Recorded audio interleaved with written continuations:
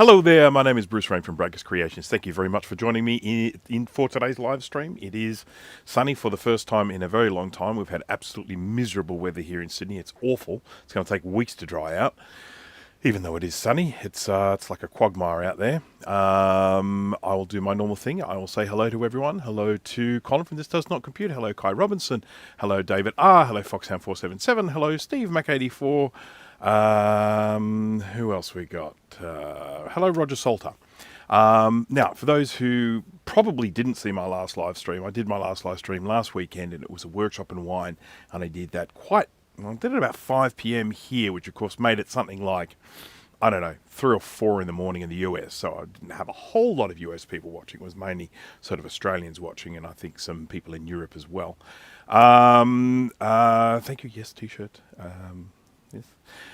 What I actually did in that last live stream was this. This is the finito, the final project, the completion, the end of the 2FX Reloaded board. I would estimate it's probably taken me, if we allow for all the chatting and everything in live streaming, I'd say probably about 8 hours worth of work to put this one together. And what I can also tell you is never doing another one again, ever. The only reason I did this for Kai is because he's a very, very good person. So that is my way of paying him back for all the good stuff he has done for me. So this will be making its way back to the UK with his other 2FX board in the, I'll probably pack them all up this weekend. But yeah, complete. I want to just do a couple of little tests with this to make sure it works. It certainly did work. It worked before I put all the bits on, but I would like to check all of the new bus ports, and I would like to check. I don't think I have anything to check the PDS slot, but I can certainly do a number of tests. We've got the floppy drive connectors on there and everything. So, what's okay? Right. Okay. So, the regular board can go to This Does Not Compute. No worries. I can certainly do that. Yep, all good. So Enzo is here. Hello there. All right, so I'm just following the chat here. Okay, so we've got one 2FX board going to the US and one 2FX board going to the UK. So now I'm going to need to try and find 2 weird shaped boxes. Okay, fair enough. Yeah, okay. All right, I'll need to think about that. So anyhow. Have you been watching I've never even heard of Alien Earth. Sorry. I don't know anything about that one. I've been watching an old TV series at the moment, but yeah. Oh my god. Because the other thing you also have to remember is that if I'm going to watch any science fiction, I sort of have to watch that by myself. Which means that it has to be at a time when, like, I'm not sitting down to watch something with the missus. And generally, if I'm not sitting down to watch something with the missus, I'm working. So I don't actually get a whole lot of time to just watch my own stuff. When she's doing things, I often end up down here, working down here. So, we'll see. Takes place on Earth about 18 months before Alien. Oh, okay, fair enough. It's a series? Is that the one where I think the director of Alien was very scathing? Okay, interesting. Oh, anyhow, I'll be curious to have a look. I definitely will be curious to have a look. So I'm just going to talk about a couple of things. So as I said, I did a live stream last week. A lot of people probably didn't see it as a workshop in wine. So it's one of the ones where I sit there and gradually get drunker and drunker as the live stream goes along. I streamed for, I think, probably about 2 hours. And in that time, I reckon I had probably about a litre of wine. And I was a little bit slurry by the end of it. But we did get good progress made. So that was fantastic. Yesterday I had a very interesting thing. I was going for a walk with my wife just around the block, around the streets, and we happened to walk past, and the neighbour had a whole bunch of garbage out for council collection out the front of the house. So the way we have it here is if you have a bunch of stuff that you need to get rid of, it's just landfill type stuff, and you can ring up the council and book in a pickup, and you're allowed to have, I think it's 12 pickups a year, something like that, or is it 8? I don't know. Some pickups per year that you're allowed to have as included in the cost of your council rates. And this person had a bunch of stuff out the front of their house, and I happened to notice a television set. Now, it's a liquid crystal television set. I generally don't really worry about them, but as we were walking along, and then I just sort of, I noticed out of the corner of my eye, and then when we went around a second time, I sort of said to my wife, do you mind if we just walk up to this TV? I'd just be curious to see what brand it is, you know. And I went up, and it was like a Samsung. I was like, you know, if it was like some sort of crappy brand, I might have just left it. But it's a Samsung. I was like, I know what goes wrong with these things. So anyhow, I talked my wife into letting me take it home. So I took it home. It's a 40-inch screen, so it's not particularly flash, but a 40-inch LCD Samsung screen, the 1080, and it's from a model from 2015. So anyhow, I brought it home. On the way home, I could feel rattling around inside it, and I know exactly what that is. So a lot of these models of TV at the time, the way they work is you obviously have your liquid crystal at the front, and then you have a backlight. And the backlight at the back is made up of a matrix of little LED lights.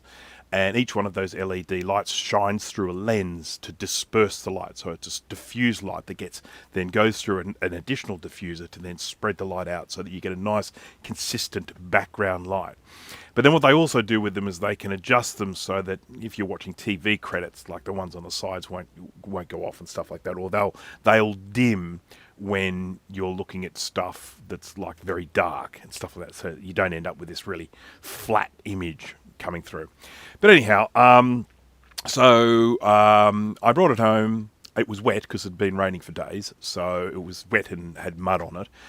So I gave it a clean and dry, pulled it apart. Sure enough, inside the lenses that diffuse the LED light had fallen off. Whatever method they use for sticking them down, some sort of manufacturing process for sticking them down, they have a tendency to fail. I know this because I've had this happen before in Samsung TVs of a particular era.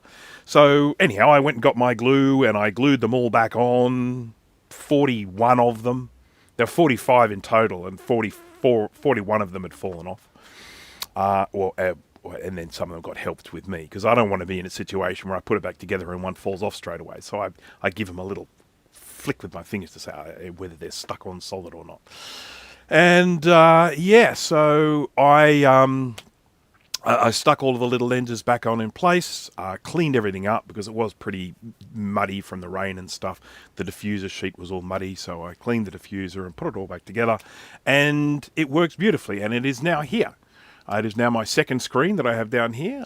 It is so much better than the one I had before. The other one I got for free when I went to a hotel in the Blue Mountains. I was staying there and our TV wasn't getting a good picture, so I contacted the concierge or whatever, and I pointed out the problem was with the aerial cable where that was going in. It wasn't working. You could get it to work if you held it there in position, but as soon as you took your hand away.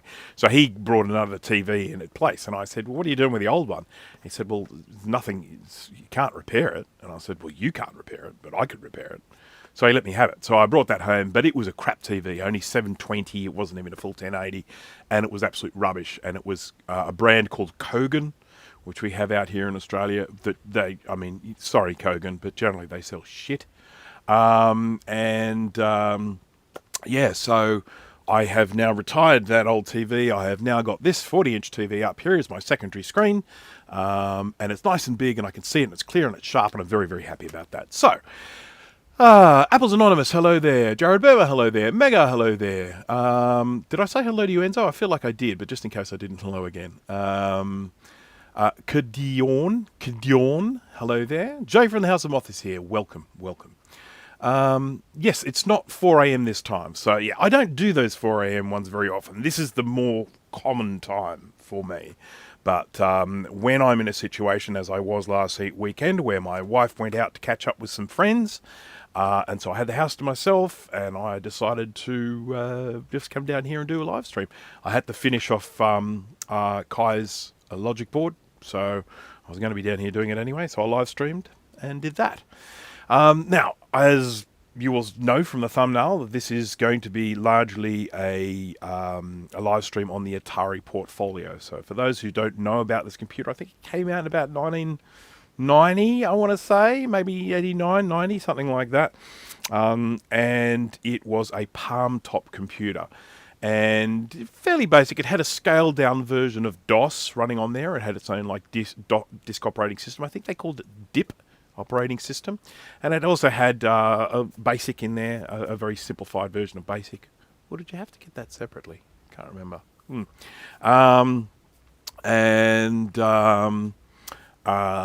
I got one in 1992 after having a motorcycle accident. I had a fairly nasty motorbike accident in 1992, fractured my acetabulum, which is the socket that the hip bone goes into.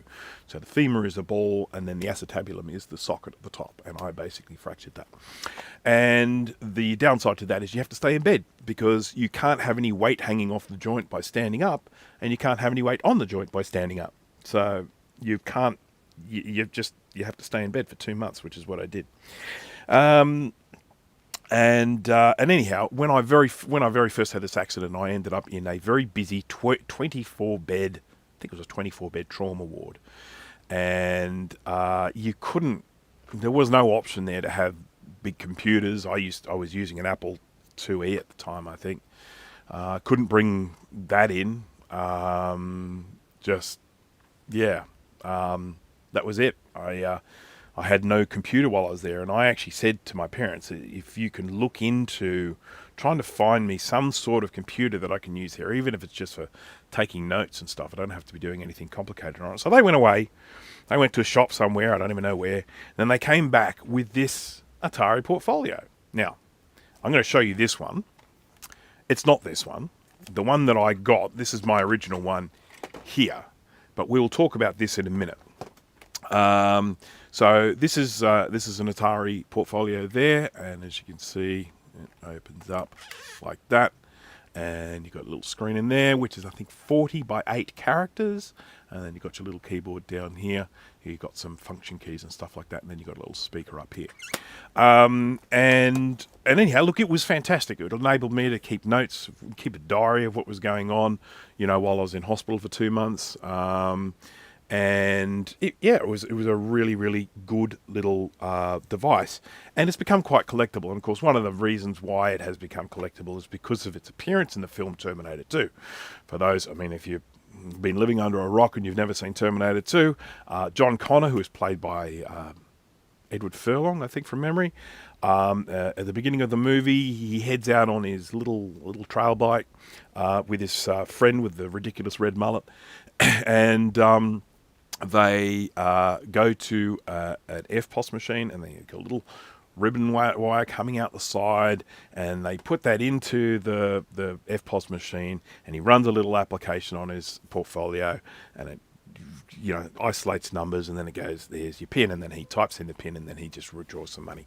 It's all extremely farcical, of course, we know that, it's nonsense, but it was cute, and of course it gave this computer its 15 seconds of fame, similar to the way the Quadra 700 had its fame in the Jurassic Park movie. So yeah, easy money. Now, it's a great film, and so, I think that helps. Sam Johnson, hello there. So where was I going? Okay, so that it has become a fairly collectible thing, but there are a few interesting things about the Portfolio, and I'll just talk about them very quickly. First of all, it has some built-in memory. I think it's something like 128K, it might be more, but it's got some built-in memory. But then it also has these cards that you can slide in, and there's a card there. This is a 64 kilobyte card, and here's another 64 kilobyte card. I never got hold of a 128, unfortunately, but they're very expensive to get hold of these days. Inside these, there's a little switch here where you can write protect it, but more importantly, there is a battery inside this, a CR2016 button battery, whatever they call them, button cell battery, and that is because this has got volatile RAM. It's not non-volatile; it is volatile RAM, And so the way this would work is you were told every 12 months you should replace the battery, and the way you would do it, you would put it in here, because ultimately if the battery went flat, you lose your data. So the idea was you change the battery over before it goes flat. So it would say about 12 months, you would basically put your card in here, power this on so that it's powering this, and it powers this, and while that's happening you can then take the old battery out, put a new battery in, and that way you don't lose anything. So that was basically the way they worked. Now there have been some reproductions of these being made these days with non-volatile memory. So you can you can get hold of reproductions. They're bigger than this, but they also have, some of them have actually got like a USB-C port in the top, and you can actually then connect the card to a modern computer, and using some software transfer files across from the card to a modern computer. Now, you might be thinking, how on earth would I have transferred files across to a modern computer back in the day? It's all very well to have them on this, but what do you do with them? Well, that's where you had these expansion ports. There are a few options available. This is one of them. This is the Smart Port Parallel interface, and that basically slots onto the side of the device here. So I can connect that later on and show you, but that is one of the options you have there, parallel, and then you could run software on a PC that would be like a bridging software that would then allow you to transfer files across using this parallel port. And as I say, I think it came with some software even. It certainly came with a book. Yeah, here's a floppy disk. There's a 3.5-inch floppy and a 5.25-inch floppy included in there, as well as the manual.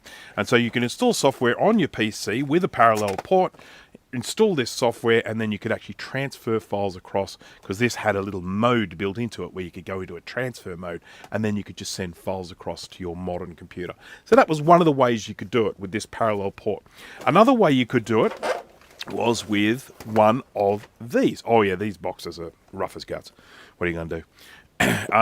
You could use one of these. This is a PC card drive, and this is the device here. You plug that into your PC, and then you could just pop a card in there and you could read it just like a drive. You had to put the software on there and everything, but you could just read that like it was a floppy disk going in there, and you could just copy files across using this device here. We're going to be having a look at this a little bit later on, because I'm actually going to be stealing some parts from it. Theoretically, we'll see. I'll talk about that in a minute. So yes, this came with some software as well. As you can see, there's a little drive there. Did you have to? Oh, you needed a card. Interface card. I don't even know if I had the interface card, to be honest. I'm going to have a look. I may not. It may still be in the computer that this came from.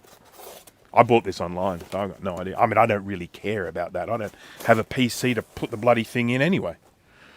So, it's a moot point. Okay, so I've got floppy disks. I've got the thingy. Yeah, I've got the cable, but I don't have the card. So my guess is that card still lives inside a computer somewhere. I'd say that when the person packed this up, they didn't even realise it was supposed to be a card. But I cannot, because that is not why I have it. I picked this up for cheap on eBay. I've never ever done anything with it. I just picked it up for cheap on eBay and been sitting in the cupboard. So, yes, I'd be curious to know if yours has the card. Steve, go find out now. Go. So that's a couple of things we've got there. There was also a version of these which was a serial port, which I to this day regret not buying. This one seemed like the obvious choice because Parallel had the software to then transfer files onto a modern computer. But the serial port, of course, allowed you to then hook it up to a printer so you could print things out. And, of course, you could always set up a null modem cable and you can always transfer data across that way. So I do regret not getting a serial. If one pops up for cheap, I might end up buying it. Okay, so now the next thing is I have one of these. This is a genuine Atari power supply for this, and it does not seem to work. Something is wrong with it, so I'm going to have a look at that today and see if we can figure out why it's not working, or if it's just corroded contacts on the plug or something like that, or whether it's not actually producing power. But we'll check that out in a minute. Now, I do have something else here for portfolios. If you are a portfolio connoisseur, I have these. These are quite unusual. They've become, At the time I bought them, I got them for next to nothing because I don't think anyone knew what to do with them, but people do know what to do with them these days. And I'm just going to show you in a sec. There we go. So what we have here are got 5 of these, still in their original packaging, of these 1 megabit programmable card. Now, 1 megabit, 1 million bits, 8 bits in a byte. It's 128 kilobytes, right? So this is a little card which goes into the slot. Here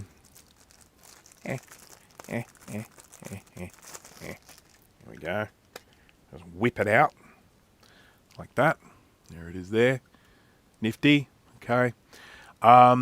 This is, you can basically write data to this with a EEPROM programmer type thing. So what you can do, essentially what you do, here's what you do. Let me explain the situation here. This is a rewritable card. This is like a floppy disk, okay? So you put all the data on this that you want. So whatever you want. It might be an application. It's not going to be files because you can only write this once. But it'll be something like an application, and you can then turn it into like a startup cartridge. Startup, load the application from the cartridge type thing. So think of it as like a game cartridge, game console cartridge. So you put the software on this that you want. You then slot this into an EEPROM reader type thing, read the data from this, and then write it to this. And then this becomes a game cartridge or an application cartridge. You can put software or whatever onto this, and then you can just load it up from this. So I have never done that, but it is my intention to experiment with that. And I'll probably do some sort of video on it coming up. But anyway, I jumped onto one of these portfolio groups, and I actually owe a couple of these to someone. I promised he could have some, and I just need to send them to him. I got onto one of these portfolio groups to talk about these, and he said, okay, what you need for those is you need an EEPROM programmer thingy. I said, oh, I've got one. Already got one. Got one. All good. How am I doing it? How do I do it? How? And he very kindly sent me this. And I'll show you what this is. So, this is the adapter for the card, right, to then connect into your EEPROM reader. So there's this little connector at the bottom, and then you've got this little adapter that goes on here. We'll put this together in the live stream. And then you put the reader onto here. Now I am going to grab the reader out of this PC card drive thingy. I'm going to take that little plastic part out, and it's my understanding that it just fits straight onto these as is. So I think I just have to desolder it from that, and then I can solder it onto this, and then this will then become a card programmer. But what these people have also done, clever little cookies, they've made these, which are their own custom cards, and then they've made them so that you can put your own programmable ROM here, EEPROM there, an EEPROM chip there, so that you can then, essentially, you're making copies of these. So you can put your programmable chip there and use the right thingy to write onto it, and then you have this serves the same purpose as one of these cards.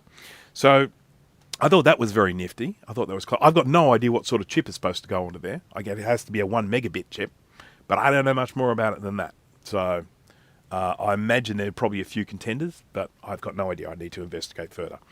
But yeah, so that is what I'm planning to do today. I'm planning to build that little writer thingy to see how it goes. Now, the documentation for the portfolio says that you are supposed to use the same size card to program the ROM card. Unfortunately, I've only got 64K cards, and this is a 128K thingy. I'm hoping it will work reading and writing a lesser amount than the ROM. So if I can put everything I want onto a 64K, read that, and then write that onto the 128K, I'm hoping that will work. I don't know, but we'll see. Hello, J-Dub. Hello, Dave. Welcome. Okay, see you, Foxhound. Thank you for joining. Okay, so that's kind of where I am with that. Then the other thing I have to do is diagnose some problems. Now, the first thing I'm going to do is talk about one of the very, very common failings of the Atari Portfolio. And this will give you some sort of clue as to what that failing is. Because this was my, I'm going to say 20-year ago solution to the problem I had with this portfolio. Ultimately, the ribbon cables that go between, they fail. And that's mainly because of a very, very stupid design. The ribbon cables, I'm just going to change cameras here.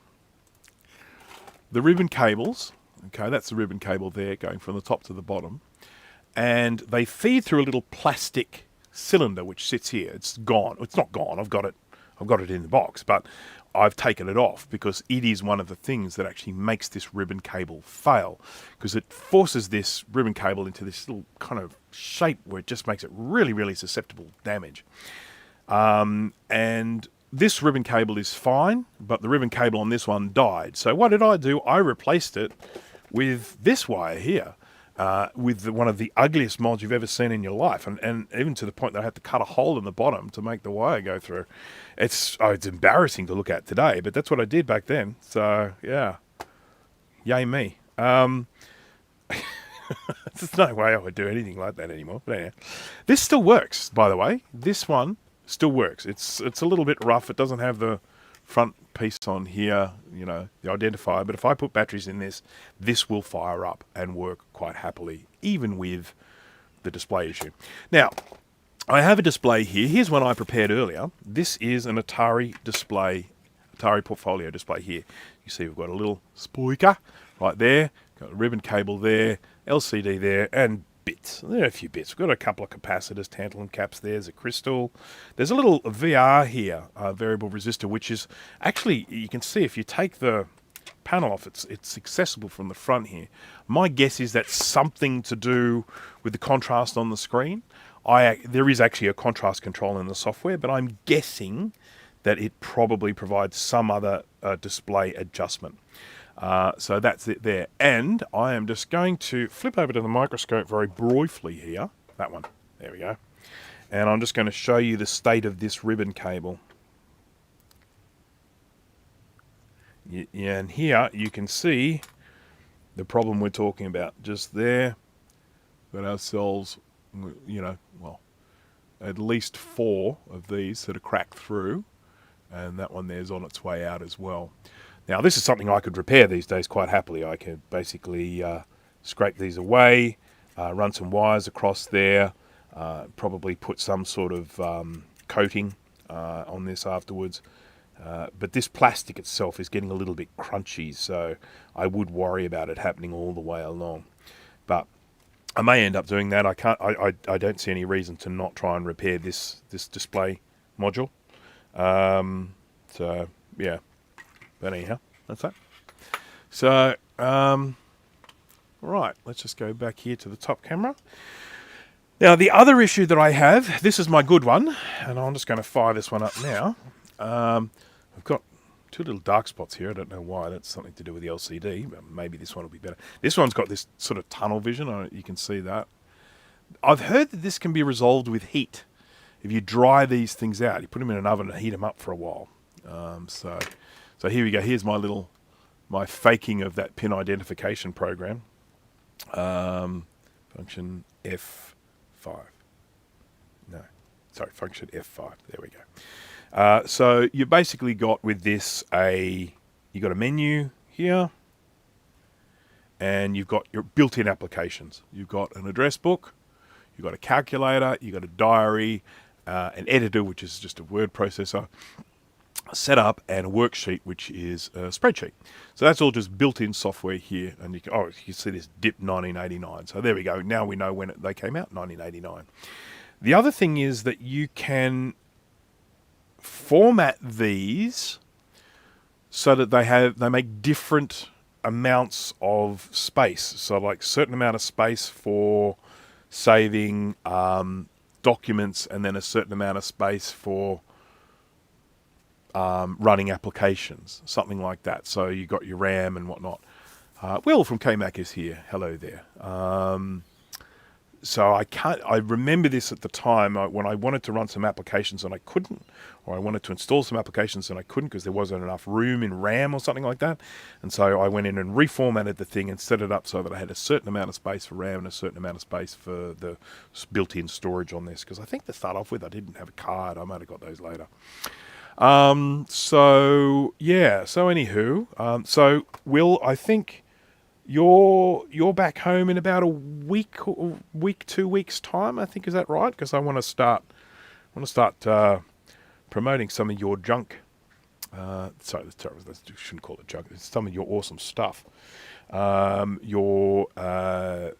used in my last live stream or the stream before, I was using your little Apple IIe card thing, which is just awesome.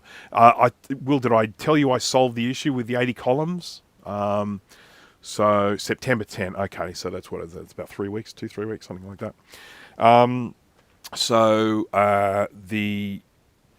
I had in 2 live streams ago, I had my Apple IIc here, and I had this cool little card. I had the paddles from Kero. Got the paddles working. That was all great. The paddles work excellent. And then I had the video out going sort of to HDMI, so I had it going straight into the computer here so I could broadcast it. And one of the issues I had was I wasn't getting 80 column display. So for people who know Apple IIs, you can press PI-3, and if you've got an 80 column card, which is built into the Apple IIc, it will then change from 40 lines to 80 lines, and they're all squished up. And I could not get 80 columns to work, and it actually turned out to be the Apple itself. I ended up opening it up, pulling all of the socketed chips out and putting them all back in again, and then 80 column worked perfectly. Okay. I did email you the same info. It's the 2C board issue. Yeah, cool. I didn't see that email. Sorry about that, Will. BC Jeffro, hello there. Okay, so I guess the main thing I want to do with this here, I'm just going to escape this. So this is the operating system here. You can see C. And you can type the stuff that actually comes up and brings a directory here as well. I can't remember how to do that. This is all old DOS stuff, which I've just completely and totally forgotten. You know how you can make the prompt have different information there? At the moment, it's just showing C. I can go A, colon, and there we go. There's my A. I can go dir, and there we go. There's my directory with a little test file there that I've spelt differently, spelt wrong. But I don't remember all the DOS commands. I'm going to have to really brush up on this crap. So anyhow, it's very DOSy, that's all fine. But one of the really important things is when you press the keys, it's supposed to be like a subtle clicking sound coming out of here. And there ain't none. So I need to try and find out why I'm not getting any audio. Is it a problem with this ribbon cable? The stuff not getting through? But here's the thing. This one doesn't make the noise either. So to have this setting in here, when you go to menu and you go to setup, and then you go to sounds, key click. Oh, key click's off, but that's okay. I'll switch it back on again. There we go. We got mute toggle, mute toggle, mute toggle off, mute toggle on. Now they're all on. Okay. Okay. Supposed to be a subtle click, but there isn't. There's no sound. Nothing. Naught. There's an alarm that you can set up on this as well, but yeah. So that's frustrating that there's no audio, and I'd like to try and find out why there's no audio. Try and get that sound happening. Setup. Sound. Key click on. No sound. No, nothing. So, and the other thing is this screen is not necessarily as dark as this screen here. This screen looks a lot more contrasty. This one's a little bit paler. You can control the contrast with these keys here. So I can go all the way up to that. And back down to that. No backlight on this thing, of course. So, there we go. So, yeah, I would like to try and find out what is going on with the speaker. Now, the first thing I'm going to do is actually grab this speaker here. This is like a spare one, and I want to check the, what's that word? Impedance. So let's just go here to resistance. I'm going to get my measurements here. I go from here to here. 92 ohms. I've got no idea what impedance this speaker is meant to be. And then, of course, that could be going through here. We'll have to see. I might have to remove it from the board, but I'll use that as a comparison. It does need a backlight mod. How good would that be? That would just be freaking awesome. Okay, so I'm going to switch this off. I'm going to take the little card out. I'm going to remove the batteries. It takes three AA batteries.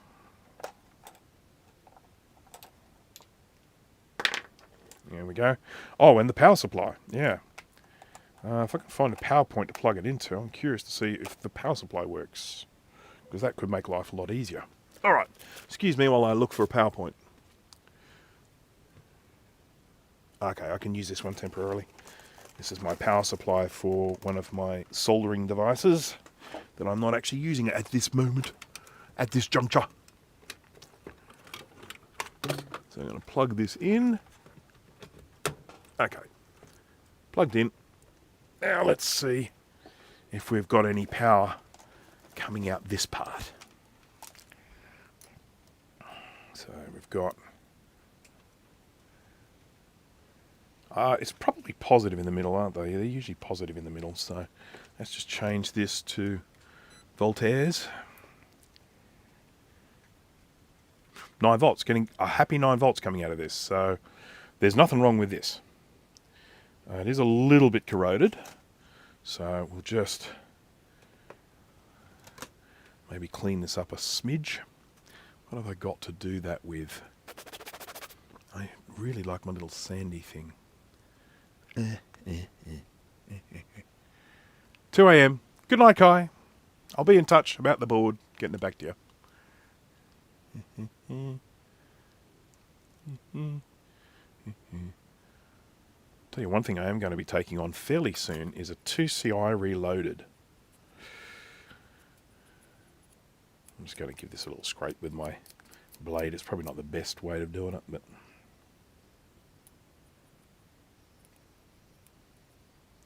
Alright, so I've got no battery in this one. So I'm going to just plug this in and see if it powers on with the external power supply. Yep, okay. So it is powering up. Oop, a little bit wishy-washy there by the looks of it. There we go. Alright, so this is what happens if you take the batteries. Yeah, this is a little bit wishy-washy. I don't know if it's the cable or the connector. It's gonna... Yeah, it's the connector. So this probably still needs a little bit more cleaning and that.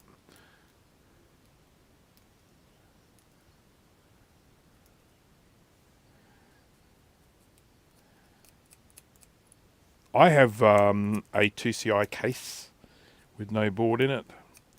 I bought it from a guy who had this in beautiful condition, other than the fact the battery had exploded inside and destroyed the logic board, which is very, very disappointing. I'm sure for him as well.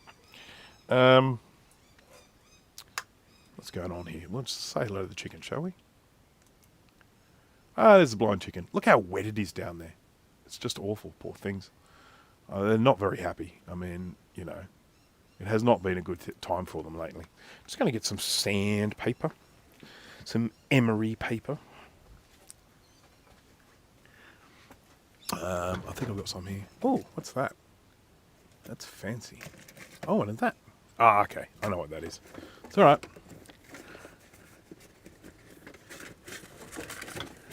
Oh, here we go. This will do. Sanding block. It's probably a little bit coarse, but see if we can clean it up. It has stopped raining. Today is the first day without rain in a while. We've got sun today, which is nice. Francois, hello there. Trina streaming, Bruce is streaming. Well, I set my stream up last night, so I got in first.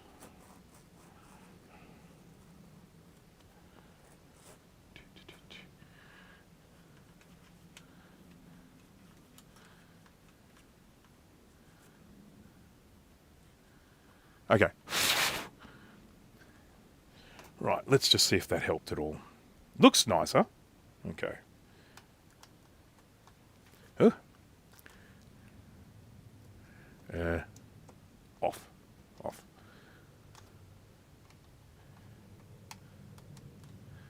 Alright, there we go. So, oh, that's much better. Ah, look at it. Look at that. Look at it. It's working beautiful. Thank you. Yes, Sydney is just getting wetter and wetter and wetter. That's just how it is. And it's the whole El Nino, La Nina stuff, but, you know. God, I see this article came up the other day about Kirsten Dunst complaining that people don't know how to pronounce her name. And I'm just thinking, well, maybe you're just expecting it to be pronounced the wrong way. I care not, Kirsten. How many different ways are there to pronounce Kirsten? No. Okay, so this computer works, but for whatever reason, it's not working when I power it from this connector here. So if I power this from batteries, it runs fine, but not from this connector. So we're dealing with a separate problem with this one, which, you know, that probably needs to be investigated as well. Right.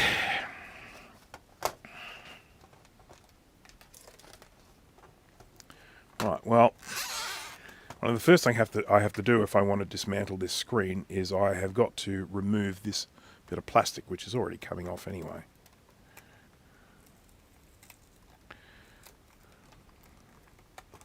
Because the screw holes are under it.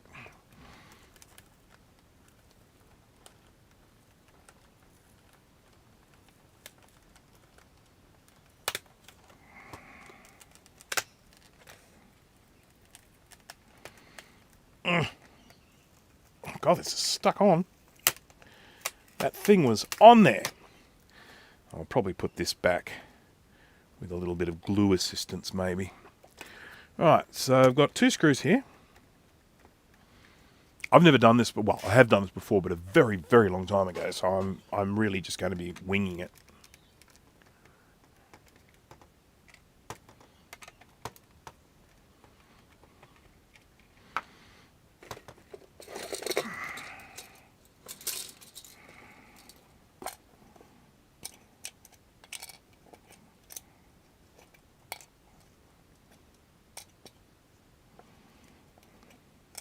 Bigger screws than the iPhone, though. Right. How do we then open this up, eh? What do you think? What do you think? I think these come off too, by the way. These little bits on top here.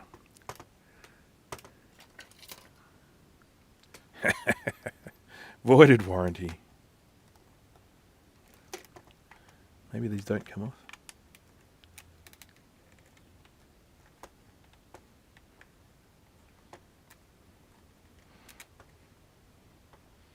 See, I mean, look at this ribbon cable. It is just pinched up here. I'll show you.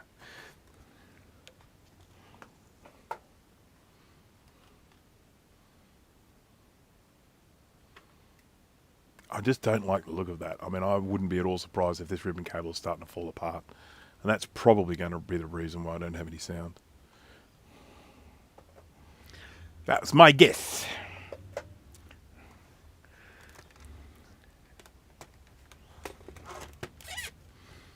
So, who here has never heard of the Portfolio before? Is there anyone here in the chat who is now looking at an Atari Portfolio for the very first time? Just curious. And who here, if there is anyone, has their own Atari Portfolio?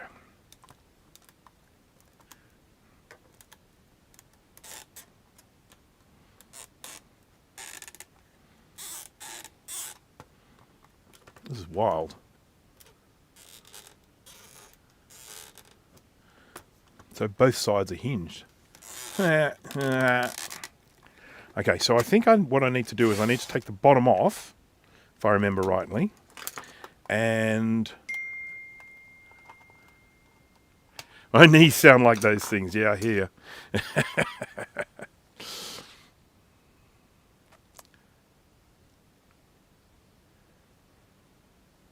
Okay, it's the first one. Oh, that's interesting. I thought there would be, you know, certainly with the vintage computer crowd, I thought there would be a.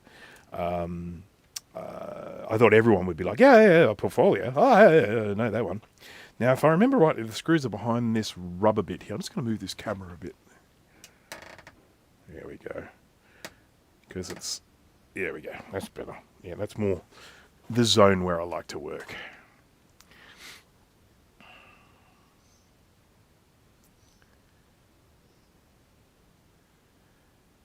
Lazy white boy, come on. You've got to have the patience to fix one. It's vintage computing. It's part of history.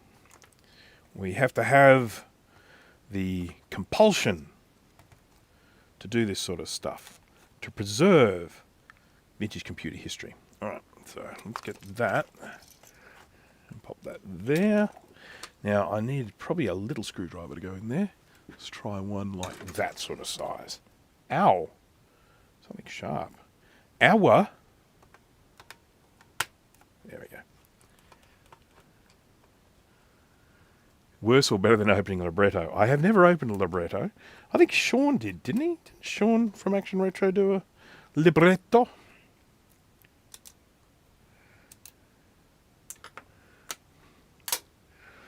I'll show you what I also have. I'm just going to grab this and show it to you now. Ow! Ow! God, my leg is sore. Ouch. Old person pains. I have this. It's got a bit of tunnel vision, unfortunately, but it still works. This is a Hewlett-Packard thing. 1 megabyte of RAM, 95LX. Love these. These are cute. I love these little palm-top computers. They're just such a novelty. One of the cool things that this one has is an infrared transmitter, which is somewhere. I think it's on the side or something. I don't know. Has an infrared transmitter somewhere. And there was software you could get, like universal remote software for this. And I remember having a bit of fun showing my friends that I could actually use this to control my TV. Patrick Pitts, hello there.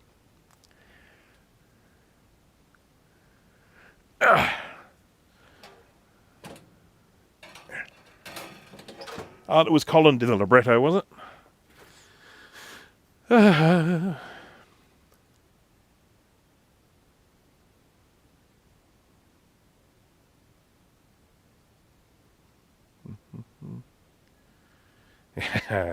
Yes, okay. I do like the libretto. It's a beautiful looking thing, but I think they've become like prohibitively expensive now because I think because crazy YouTubers keep doing videos on them. I'm just joking, of course.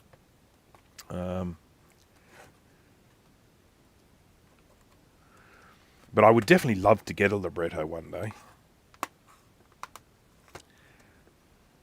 Okay, so this is sort of like screws and plastic tabs. This one held together with... Is there another screw here somewhere? Just feels like it's not wanting to come apart at this section here. And there's a little screw there, but it doesn't look like it's holding the case on or anything. Yeah, that's separate. Separate.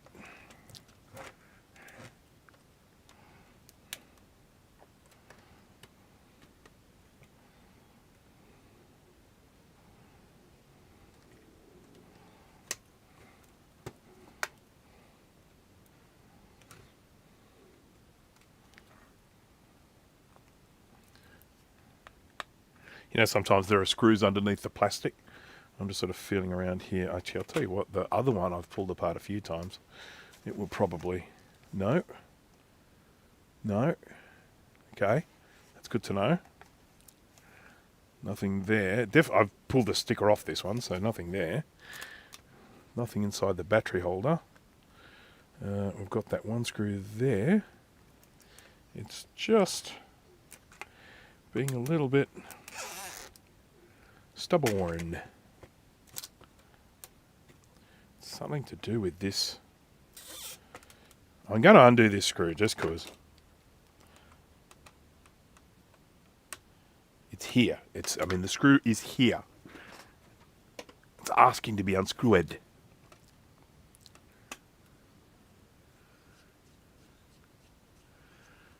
Well, I could always try that, you know, David Starbuck, but yeah, as I said at the beginning of the live stream, I have a sneaking suspicion that may not be actually achievable. Okay, so just trying to figure out what's being rotten to me here.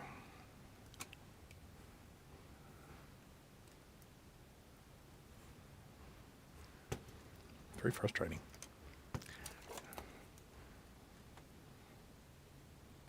It's okay. I know what I'm doing. I know what I'm doing.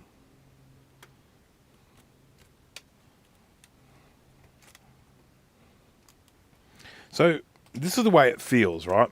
You got this plastic case on the back, and it's covering the innards. But what it feels like is this connector here is actually stuck to the pack, to the back. So it's actually, so when I'm lifting this side, this is fine. It's just lifting off and the underneath stuff is staying behind. But on this one here, when I'm trying to lift this, it's like it's pulling this connector with it. So I sort of feel like there's probably some sort of way to separate this connector from... Does iFixit have a... Are you serious? No. Would they? I'll check. I'm going to check. I am definitely going to check. I would just never have thought that iFixit would have a guide for this. No, sir. But I'm going to check. I can't see.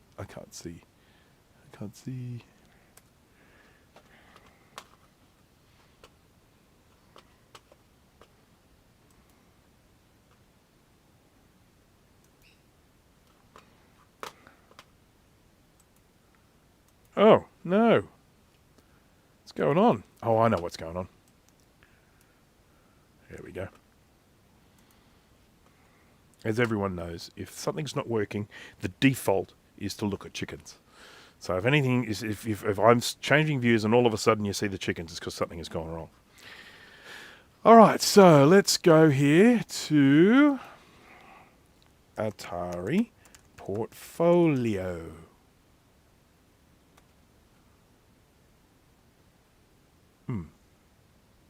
Maybe not. So I guess not. Yeah, that's no good. Disassemble Atari Portfolio. I'll figure it out, don't worry. The incomplete Atari Portfolio disassembly guide. Okay. Ah! What? Ah! Ah! You can actually see what I need to do right there. I can see it. I can see it. I can see it.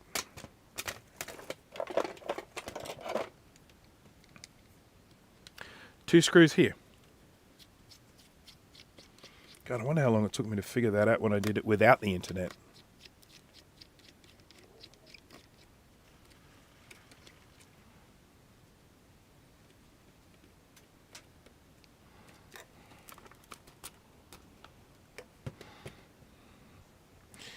To all these people who are thinking of switching off, aren't you glad you stayed? Don't answer that. Come out. Got him. I just realised that with all this faffing around I've been doing, I've lost the chat. There we go.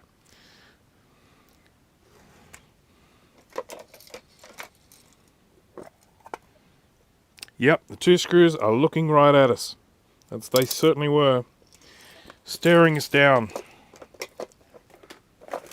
Saying, who do you think you are?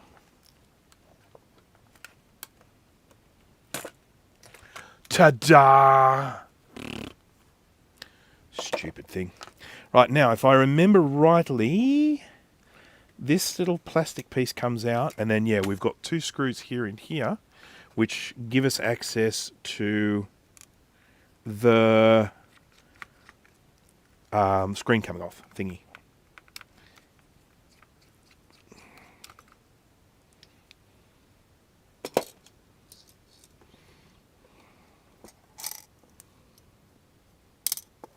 There we go. So we should now be able to, yeah, remove these, and then the screen comes off. Look at that. And then I just need to disconnect this, like this. Come on.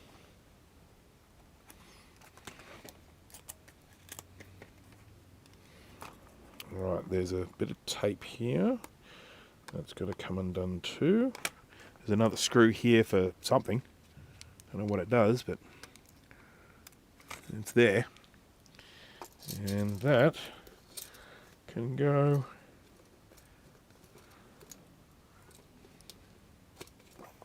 there. Right, I have run out of little sections in my container, so no more screws allowed.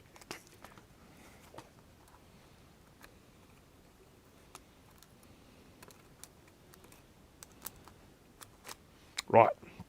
Okay, that can go over there, and that can go over there, and now I should be able to open this up with impunity. There we go. So that's some sort of shielding for this back piece here, or grounding or something. And, oh, got more screws. Now what am I going to do? Where do I put them?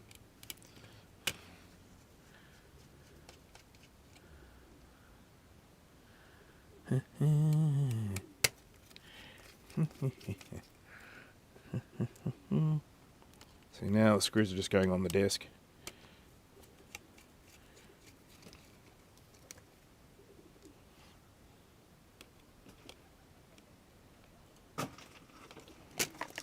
Oh, little thing just popped out with a spring.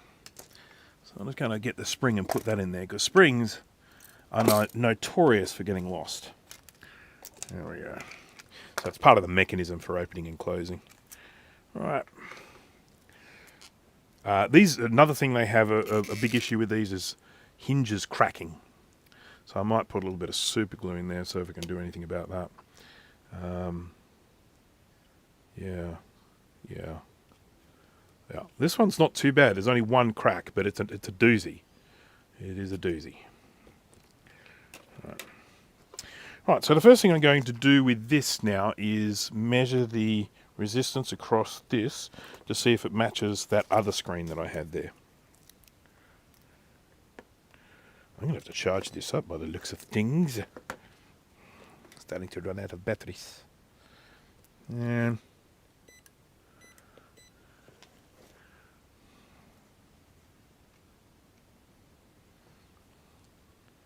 oh.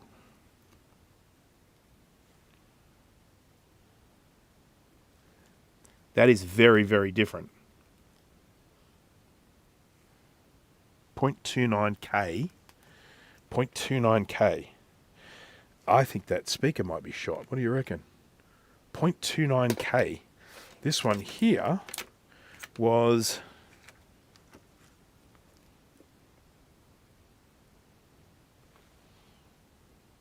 93 ohms. So I would say that speaker, this speaker I think is probably Rogered. Roger and Hammerstein. Okay, so I've got these little lumpies on here. I wonder if I should try and replace this screen as well. I'm very tempted. Is it soldered on? It's probably soldered on.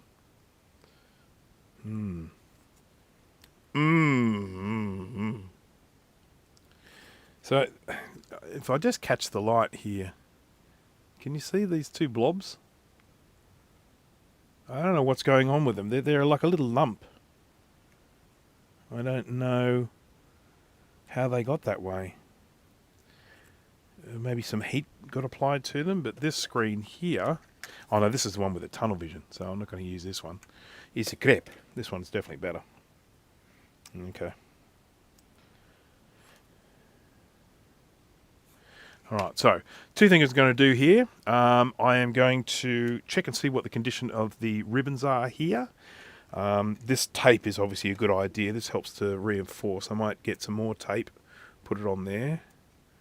But it's just where there's this fold. And this fold happens when you actually have the little plastic piece in place. I might see if I can design a different one. And then every time you open and close, it sort of has to fold up and then open and fold up and open and fold up and open. So that's why I don't actually have that plastic piece in place on mine, because I'm just trying to prolong the life of this little ribbon cable.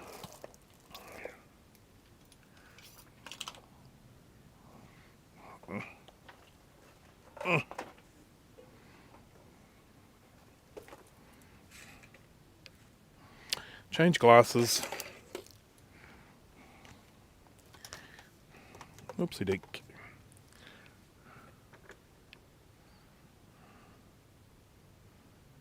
Yeah, so this sort of feels a bit like sort of gaffer tape. And it's definitely designed to try and protect this ribbon cable. So they obviously knew when they designed it, they had created something that was going to put a strain on the ribbon cable. Well, the two spots, the two danger spots, right there and right there, and they both look still intact. So I'm feeling pretty good about that. So I'm just going to put this tape back down, and we're going to just have to hope for the best with this. I wonder if providing some heat will sort of soften this up a little bit. What do you reckon? Did these get remade? They have to have been. Look, seriously, even my bloody ability of making, this sort of crap is terrible. But I think even I could go in and create a flex thingy of this. I mean, you've basically got some pads up here and some pads down here. And how hard would it be to make this ribbon cable from scratch? Yeah. All right, so I'm going to have to take this speaker off and replace it with the one on the other board, because this speaker does appear to be furked. I think I will probably desolder here. Oopsie. I'm loving my Funersi. I'm loving the old Funersi soldering station. This thing is just the business. I am so pleased with it. So, oh, Dana is here. Hello, Dana. How was FNT? Did you enjoy it? Yeah, I mean, I've got this one here, which is stuffed. I could basically just take this, scan it, and reproduce it. I could easily do that. I could probably even do it in Illustrator. Oh, okay. Now, I have got a bit of a wobble here. There's something underneath my soldering station. There we go. Nope, no, it's still wobbling. What's under there? Why you wobble? That's better. That's more rigged. Right, so I've got to take this off. This top one's nice and easy because it is just soldered on the outside here. And that's the plus on the left. And it's pretty easy to do that. And then, incidentally, with speakers, you can actually reverse the polarity on them. You can put the plus on the minus and the minus on the plus. But if you're dealing with two speakers and you have one with the plus on the minus and the minus on the plus and the other one around the right way, they can actually cancel each other out in terms of the sound. The sound waves start going opposing and stuff like that. So yeah, just so you know, because knowledge is power. Yep, just need some WICK.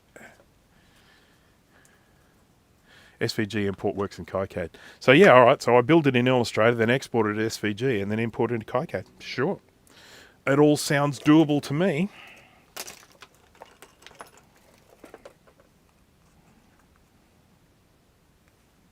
I can hear some kids playing with an RC car.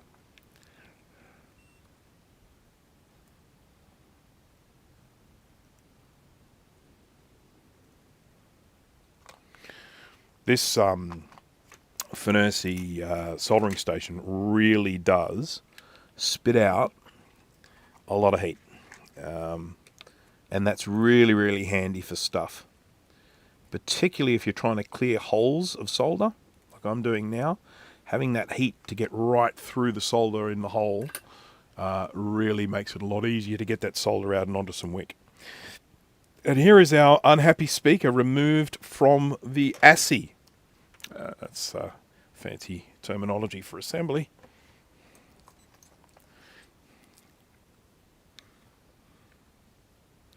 Just going to check the resistance again on this. Out of circuit. Open. Open. Okay, so this speaker is royally fudged. So it's kind of good. I'm kind of pleased that that is the case, because it means that we'll probably be able to fix it. So here's my good speaker. Excuse me, Mr. Speaker.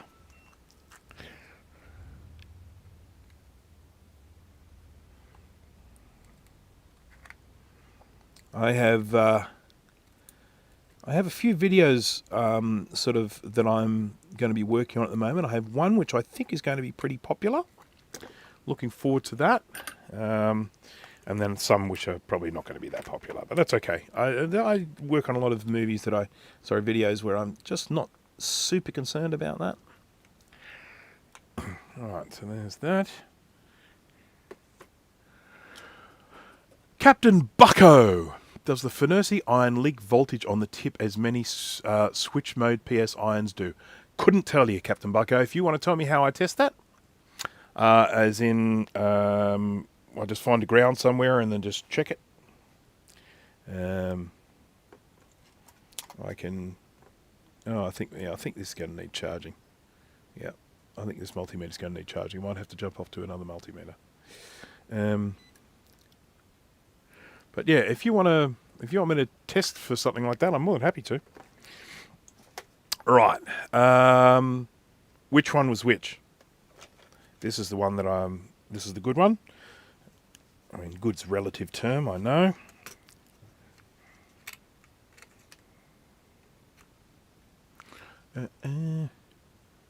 Reverse the polarity. Yes. I can always picture John Pertwee saying that. John Pertwee was just the master of reversing the polarity of things. Anytime he got into a pickle, like, you've been trapped in that room, how did you get out? I reversed the polarity.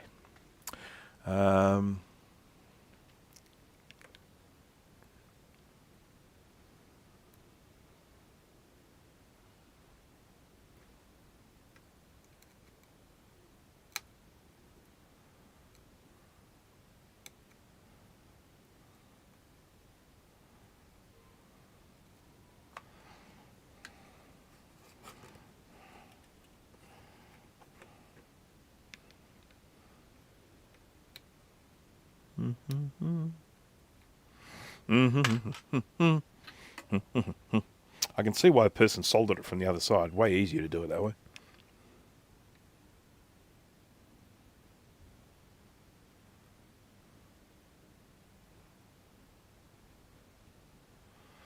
Nice. Nice little test pads there, but look at it. Or is that meant to be a capacitor there? No. It's blank. It's blank. C17, they decided no C17. C17 decided not to come to the party. Righty. Right, so now I'm going to check this again. My multimeter keeps switching itself off because the battery is nearly flat. I could charge it, but when I unplugged the power supply to plug in the Atari power supply, I unplugged the my USB power supply, so there will be no testing. That's better. Looking good. It's nice when you sort of have a problem and it just sort of presents itself. It's great. Love it. All right, back to this one. Okay. Okay. The easiest way to check is to ground one side of an 8 ohm speaker to mains ground and touch the iron tip. When powered onto the other side of the speaker, you'll hear a buzz in the speaker. It's leaking voltage. That is a good way of testing. Yeah. I'm not sure I'm going to be able to do that necessarily in this one here, but it is something that I will do. Yeah. Okay, so now I'm going to start putting this back together again, and we'll see if we've got our sound back. And then, yeah, we'll figure out what we're going to do next. I've still got a whole bunch of stuff I want to do with these. My apologies for anyone here who's just like, I don't give a shit about portfolios, Atari portfolios. I get you. I hear where you're coming from. I'm not going to criticise you for that. But I hope that you might at least have some interest in just old technology. And that makes you want to sort of see this working again. Righty.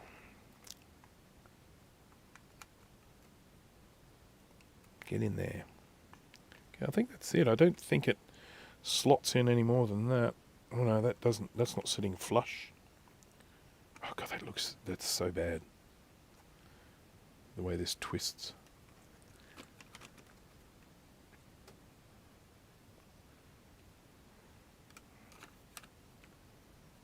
Yeah, I think that's normal. We're good.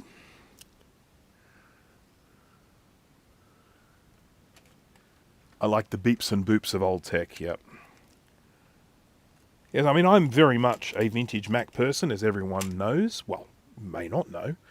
If you don't know, I'm a vintage Mac person. I like to repair and restore vintage Macintosh computers. That's very much what I like to do, as is also the case with Steve from Mac84 over on his YouTube channel. Yeah.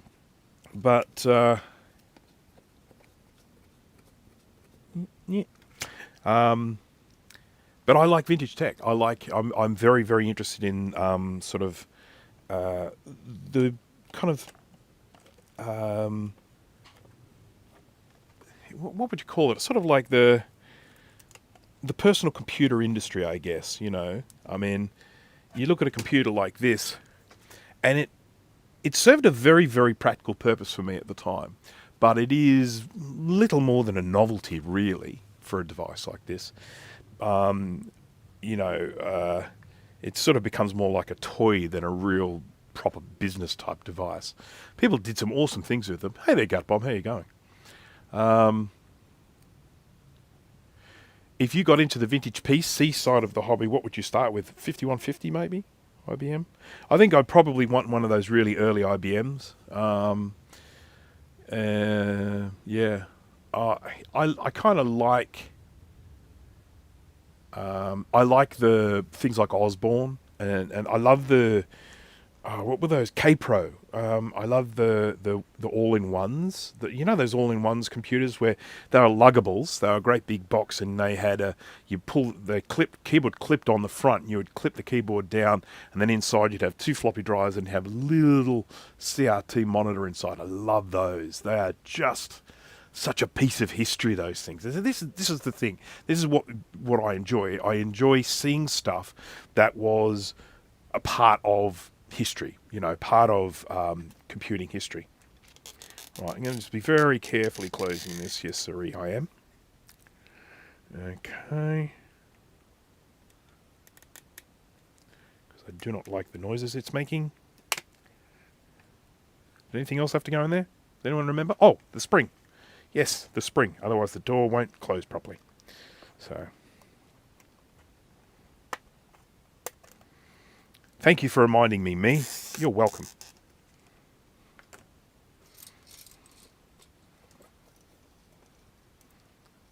Yes, please smash that like button, everyone.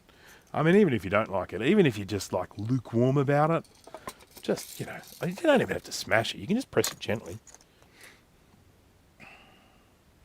I know I've told the story before, but for anyone who is a newbie to the channel, first of all, welcome. And if you haven't jumped on and said hello, please say hello.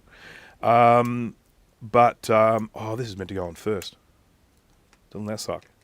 My friend Dana, who is in the chat here somewhere, Dana does stuff. He's a very funny person, by the way. We were making fun one time of sort of some of these generic YouTubers and the way they talk, where they come in and they go, "Hey, what's up, guys?" You know, that sort of thing. And when I was making a bit of a joke about that, Dana, it's this how I remember it anyway, he just made a joke and said, "Yeah, and don't forget to smash that like button." Something along those lines. And that just cracked me up. And so from that point on, smash that like button kind of became part of our vernacular. As a joke, of course. Being ironic. Okay, so this is tricky. This has to go in here. I might get my zoomy glasses for this, because I have these special zoomy glasses, which I lose all the time. But they are glasses that are specifically made for me, and they have fairly high magnification. Here we are, in them. So this here is for my normal vision, which allows me to see the screen like that. And then I've got these little bits here, which are 3.5 times magnification. Or maybe they're only 3, but anyhow, they're magnification. So I've got to put this spring in here without losing it, because I only have one. Do you ever notice that when you only have one of something, you're much more likely to lose it? I know that, you know, when you're working on watches, has anyone here ever worked on watches? Like replacing watch bands from, you know, watches. And they have those little, springy little things that hold the band in. When I would be working on a watch and I only had one springy thing, I used to lose those things all the time. Then one day I bought a packet of those springy things, just all different sizes, hundreds of them. So a little container that got hundreds of the springy things. And I've never lost one since.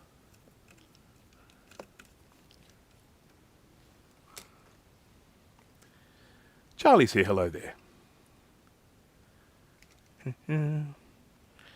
So anyhow, for anyone who is joining the stream,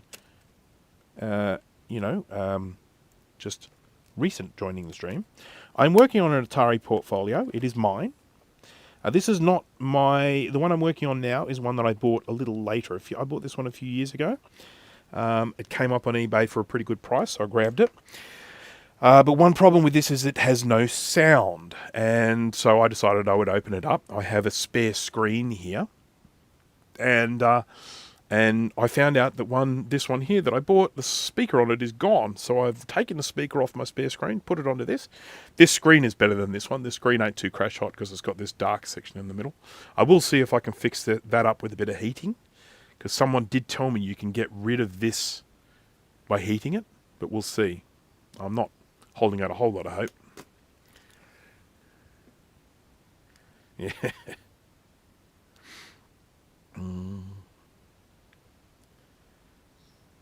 What? It looks like a regular. Well, these are prescription bifocals, but yes, it's a standard bifocal. But they're it's not just like an off-the-shelf chobby. It's one that's actually made to my prescription eyes. Okay, I think I can put this back together now. We've got our spring, and it's springing. That's good.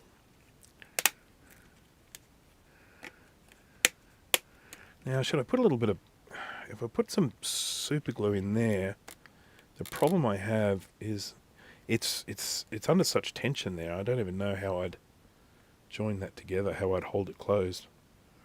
Who knows? Who knows? All right, so this is the base. I've got to put this back together again. It's got to feed through there. In you go. So that goes through. And then that goes through. And then I'll be in somewhere before you. Right. Now this is I'm going to have to bend these out. There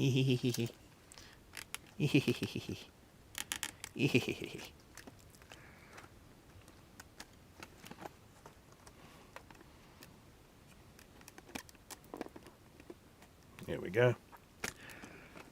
I'm not going to say this is a shit design, but actually, yes, I am. This is a shit design. It really puts so much stress on these hinges.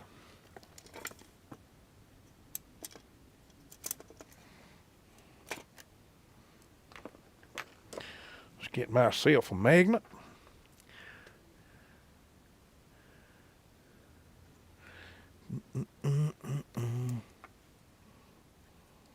Oh, stop it.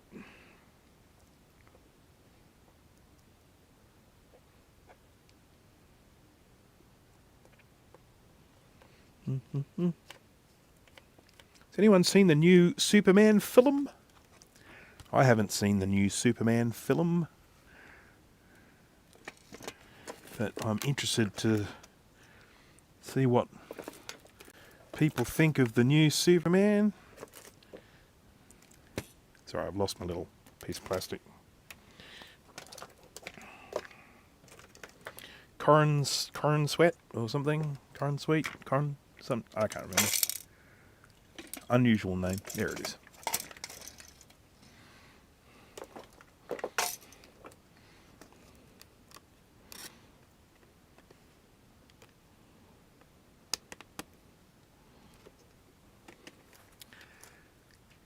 Oh, boy, I pressed something. Let's hope it's still working. It appears to be still working. But I pressed something.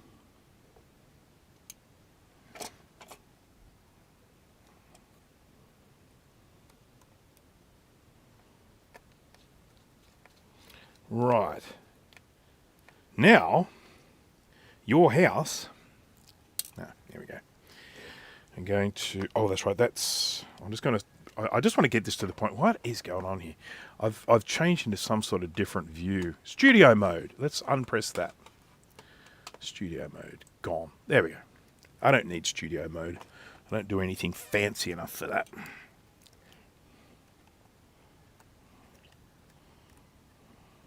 I'm talking about the OBS software, by the way, just in case you're wondering what the hell I'm talking about.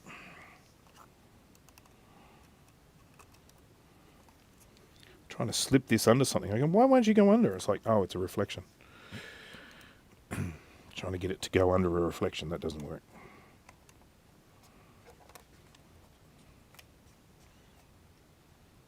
Oh, is that a birthmark? No, it's not a birthmark. It's a scrape. I did it yesterday doing something. It's there. I can't even remember what I was doing, but I did something, and it just, yeah, just like it's like a bruise. It wasn't there yesterday. I did it yesterday afternoon. Can't remember what I was doing though. I was doing something. I was doing a thing. I hurt myself all the time. I'm a very kind of active person. I'm always fixing things and breaking things and stuff, and so yeah, I get injuries all the time. It's nice to know that everything's still mending properly though, isn't it? Right, so, oh, actually I can use the power supply, can't I? Let's see if we have fixed the problem and the world has righted itself. Yay!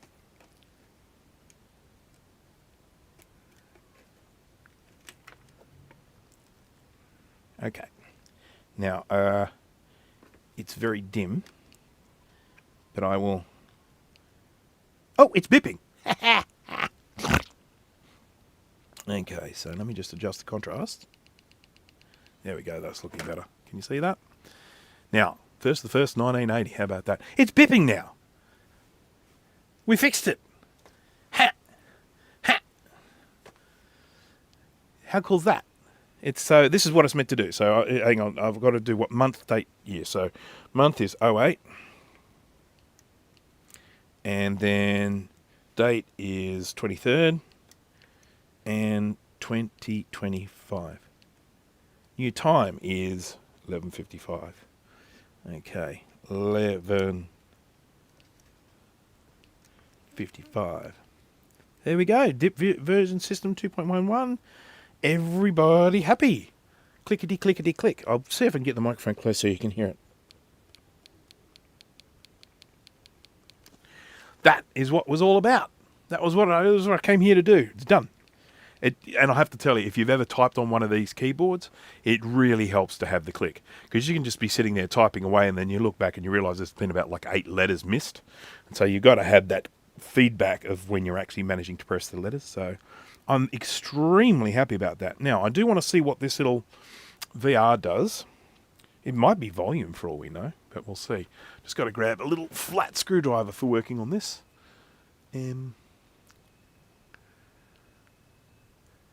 This is the computer John Connor used in Terminator. It is indeed. I mean, it's, you know, I'm not saying it's the unit used in the movie because that would be an outrageous claim. I have no way of validating that. But it is the same model of computer, indeed. And they're kind of fun. You know, they're cute little things. Sorry, I'm just trying. I've got so many weird screwdrivers here. I'm just looking for a plain flat one. I've got the wrong glasses. This will do. This is not good, but it'll do. So. Okay. Yeah. So this is sort of like a hardcore kind of large adjustment of contrast. So what if I was to go and take the contrast all the way down to the bottom, and then I'll fiddle with this. Okay, yeah, so this is, it is definitely an adjustment of the contrast. So what I would probably do with this is just make it so that until it's just disappeared.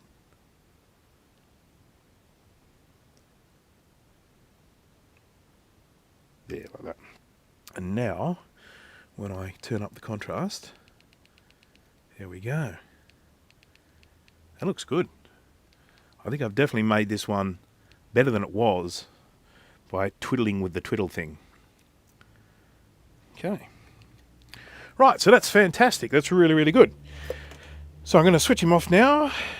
Incidentally, this is if you take the batteries out of this and disconnect it, it resets, you know, so, because it's all volatile memory inside. Sarah Garner. That's my awesome Schwarzenegger impression. Did you like it? Actually, he already knows who she is by then, doesn't he? It's the other one. Was it T1000 or whatever? Liquid Metal Man.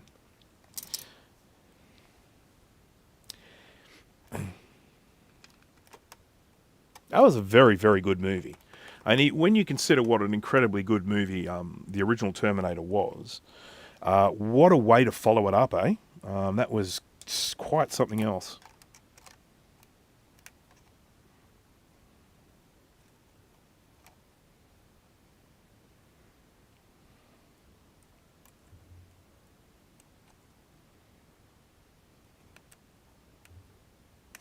Boy, someone's making a lot of noise.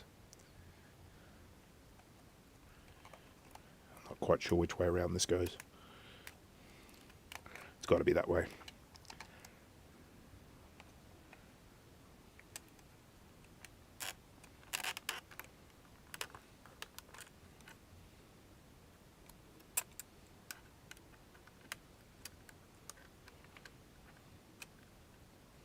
I don't know if someone is having a fight at the moment, or this is just how they talk all the time. But there is someone making quite the racket. One of my neighbours. And a dog going off as well.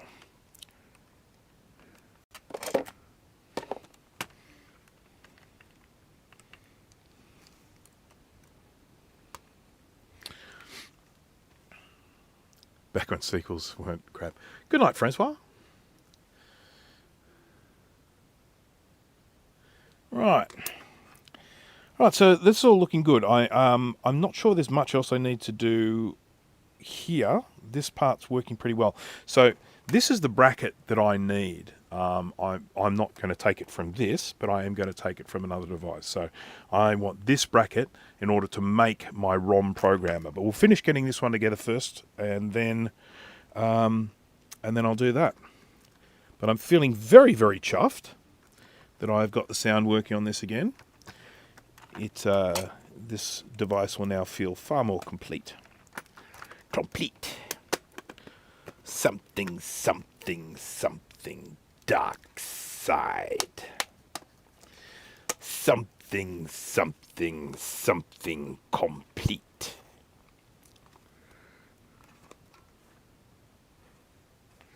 Okay, this ain't going down. Why ain't you going down?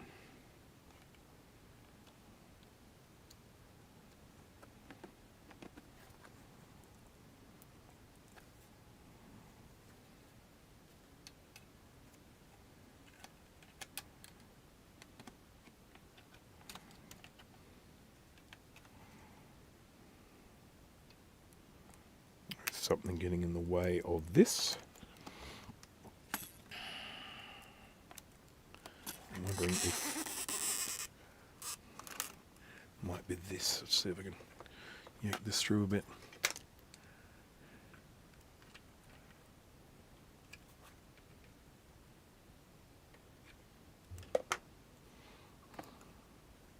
Okay, I think that's the way to go.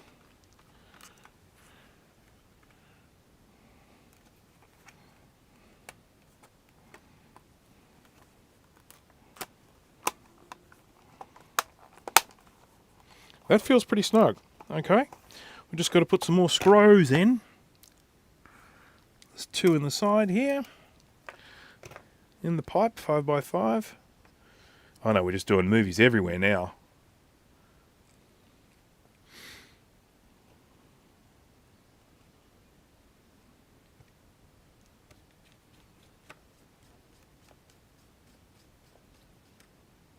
I feel like the thread's gone on that. Yep. Not to worry, it's still staying in. I suppose I could put a bit of thread locker on it if I wanted. Okay, so these ones with these ones, pretty sure. And then the other 2 are the ones in the screen. That's good. Back up.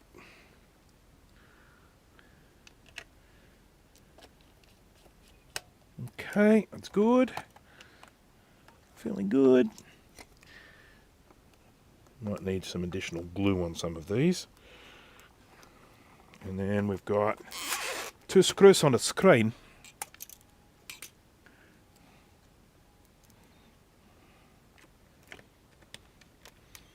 Yes, if this had been made by Apple, it would just all be glued together.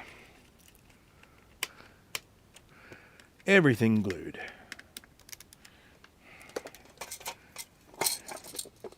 Everything's glued.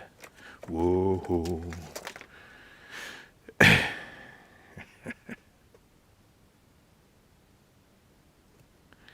Right. So this is not in the best condition, unfortunately, and it's the only one that I have. But it seems like it gets a little bit worse every time it gets taken off, which is a shame. But that's not to be that surprising. I'm just going to. It's not. The crumbly plastics are not actually Apple's fault. The crumbly plastics were because that affects other devices. It doesn't just affect Apple stuff. But the crumbly plastics were basically because they started putting a fire retardant in the ABS. Now, I don't know if that was some sort of regulation. I don't know if they were required to start doing that. It's like, you're going to, we've got so many personal computers in people's houses now, they need to be fireproof. And that, as soon as they started putting that fire retardant in the ABS plastics, well, they were fine at the time, but now they're all crap. Crap.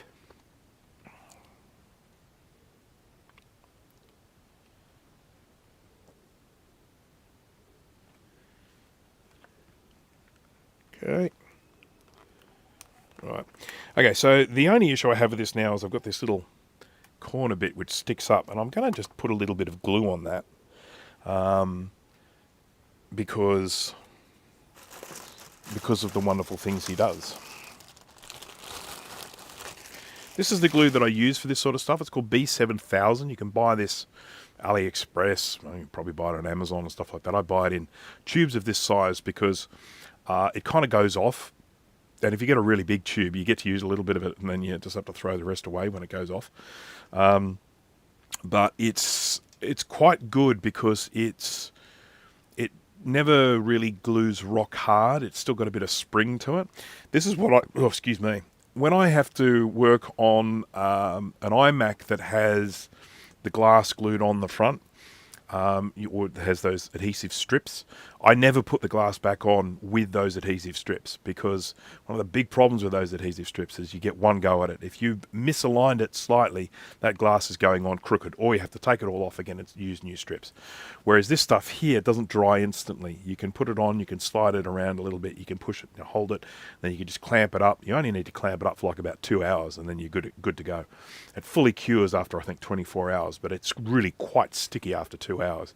And yeah, it's really good stuff. And then when it comes to removing it again, you would remove it exactly the same as you would if you were using the strips on those glasses. You just a little bit of heat, a hairdryer or whatever around the edges, and then you can just sort of pry it off. So this is great stuff. I recommend everyone, as I say, I buy probably a bunch of these, and they kind of come in a little vacuum sealed packet to make them last longer. And yeah, they're just the business. And then when you open them up, you've got this little bit here that goes down the middle, and you can really spit this stuff out with precision. So I'm just going to put a little bit here to help keep this part stuck down. Come on. There we go.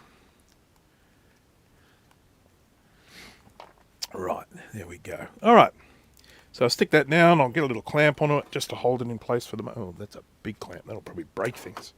Let's get a little clamp. Just going to get a little clamp. Excuse me while I get a little clamp. Yeah. Ooh, ow. God, my legs, they are sore. I had 2 days without any exercise, and that went back into exercising yesterday because of the rain. All right, so I'm just going to clamp that down like that just until that sticks, and then I think it'll be... Oh!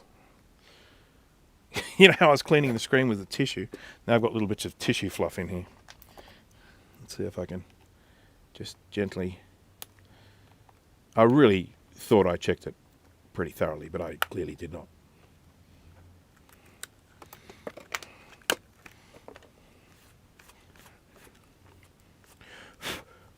I mean, it doesn't have to be perfect, because it's me, but it needs to be better than that. That's what I'm saying. All right, so there is an Atari Portfolio with its sound restored, so that's all really good. The next thing I'm going to do, I've got a few things that I want to do, but the next thing I want to do is build my little programmer. So I'm just going to move this out of the way for the moment.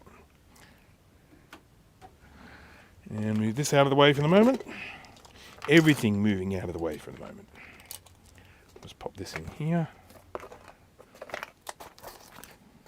It's the battery holder. And there should be another piece. There we go. That's the cover for the thingamaboob.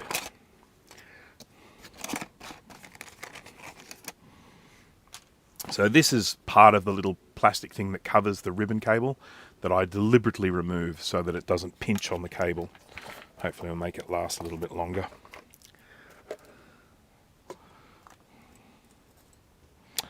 Right. Right. So, this is what we're going to pull apart.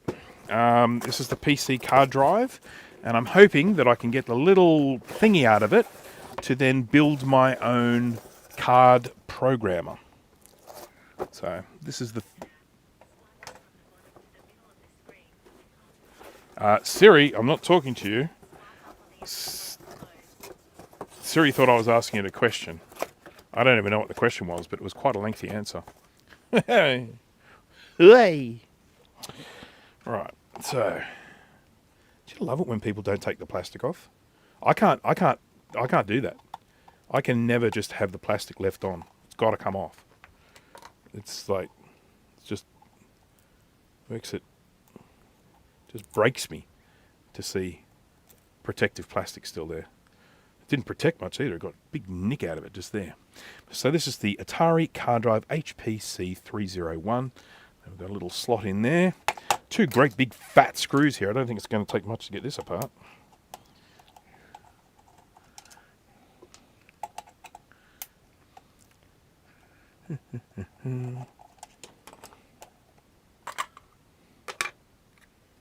Yep. So this is what we need here. If you have a look at this, you can see these little screw holes. They line up with those screw holes. So that's good. So I've just basically got to desolder this Whoosy Fidge thing and then pop it onto this card here. So that's what I'm going to do now.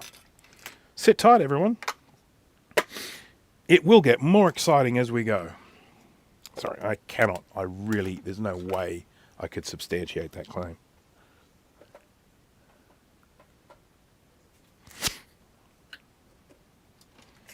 All right. So I've got to get all the solder out of here. I could use my solder sucker. I could use WICK. Let's see. I'll try each one and see which one gives me the best result. The sucker has the advantage of it's not wasting WICK, you know. But, you know, what have we got? 29 people.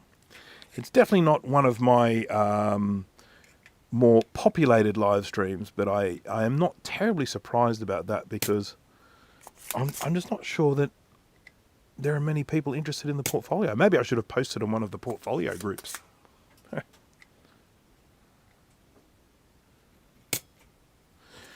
That would be a smart person doing that. I am not a smart man. Right, the solder sucker didn't work too well, so I'm going to try a bit of WICK.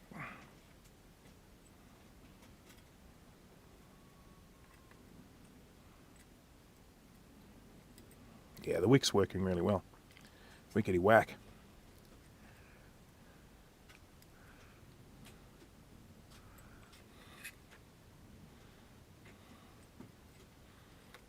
John Wick.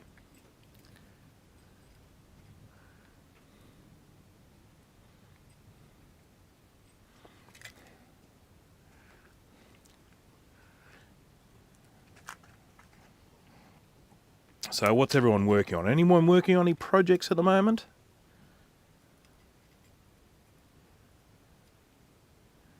Anything on the go?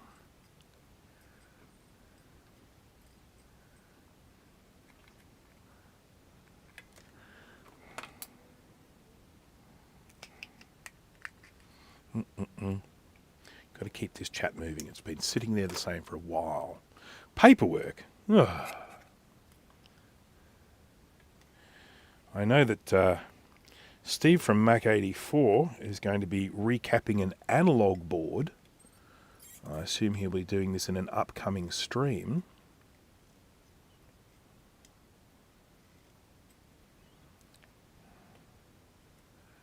And I'll be looking forward to watching that one. I love watching Steve recapping analog boards. He hates it. He hates doing them. And he makes all sorts of complaining noises while he's doing it.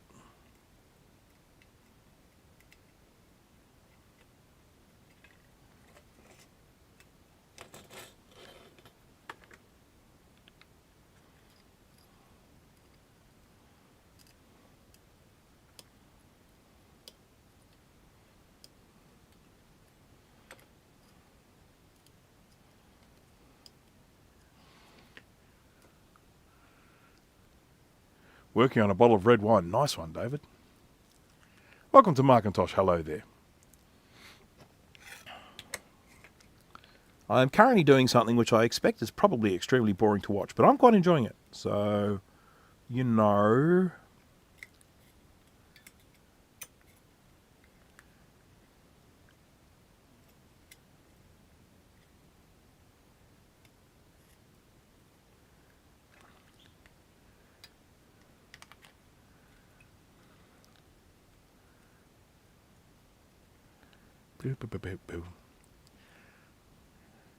Oh yes, I knew the paperwork. I knew you weren't talking about me being boring. I don't think. Did I come off as sounding like that? I did save 28 MacBooks Airs Pros from scrap, $10 each. I couldn't resist. Can't say I blame you. What sort of time frame are we talking with those? I got a ton of those. Because I'm the same. I can't resist whenever I see one come up for cheap. I love the Airs. I'm actually looking for a 13-inch Air, a decent spec 13-inch Air, MacBook Air. You know, the old sort, not the new sort. You know, like up to, what is it, 2015 or something like that. I do have a 13-inch, but the cable from the display to the computer is all crap, and I don't think you can only replace the cable. You have to replace the whole screen. It's like, oh, just get a whole new one for that.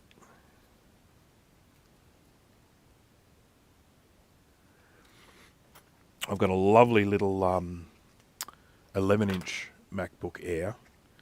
I love those. They're so small. They fit in the glove compartment of my car. I'm going to take them away on holidays with me. 2008 to 2012, yeah. Still some good stuff in 2012. I've got a 2012 15-inch MacBook Pro, and it's a what do you call it?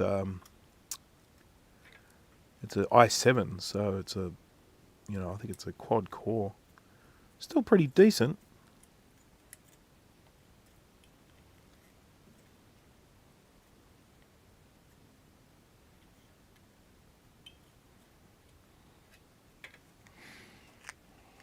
Ouch.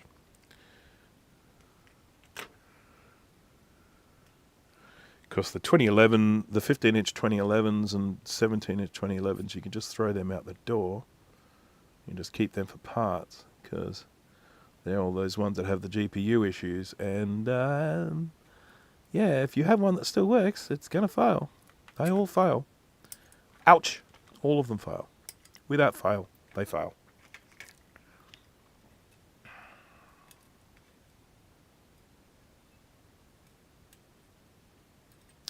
Getting all this bloody plastic. This is the plastic from the WICK holder thingy. It gets stuck on there.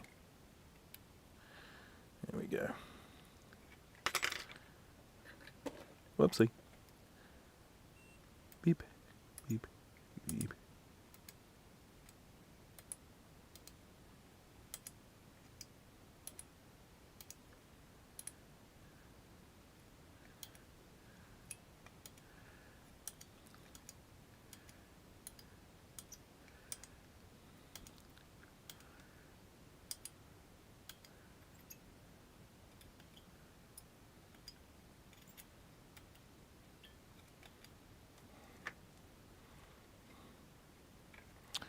Whoops.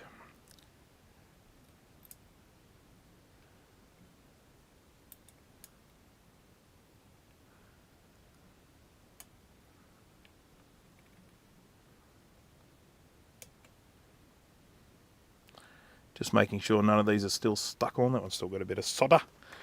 Let's get rid of that. Yeah, so Nick, there is a little module where you can get it to bypass. You'll find plenty of information about that from Colin Mister.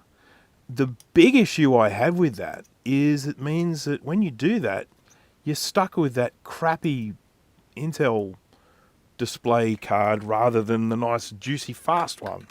That's my main complaint with that method. Sure, you make the computer usable, but you massively cripple it by disabling that GPU. I think the GPU is shot. There's nothing you can do with it. It's better to have a computer that works than a computer that doesn't work. But that is just one of my issues with that, is it's not really fixing the problem. It's just bypassing it.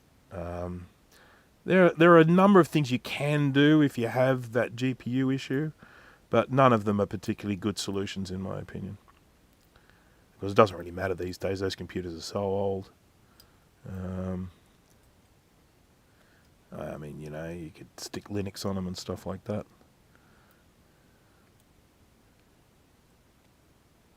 But let's face it, 2011, you know, it's a while now. But they were still some of the best looking MacBooks, those ones. And plenty of I/O, loads of ports, MagSafe, USB, you know, heaps of USB. I think from 2012 onwards it's USB 3? Or was it 2013? I can't remember.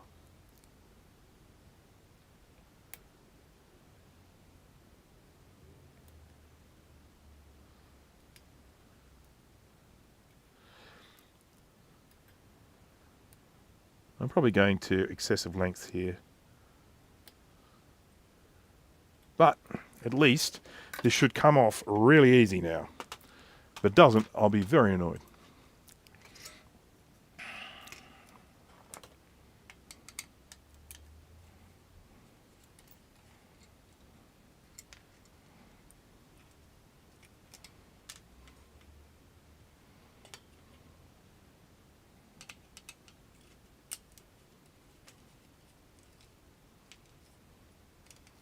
Is one of the downsides, I suppose, to what Apple are doing with their computers now. There it is. Yay!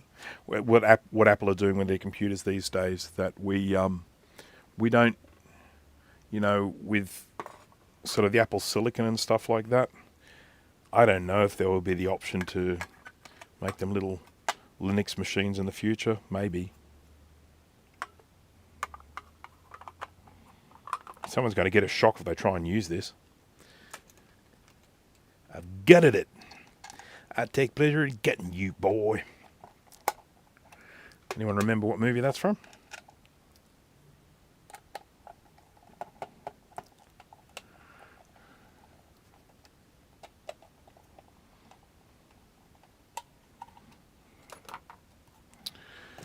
Okay. Right. Now, I am pretty sure it goes this way around. Oh, no, it does not. Designed to only go on one way, and it has to go on that way. Well, that's good, because I would have put it on the wrong way.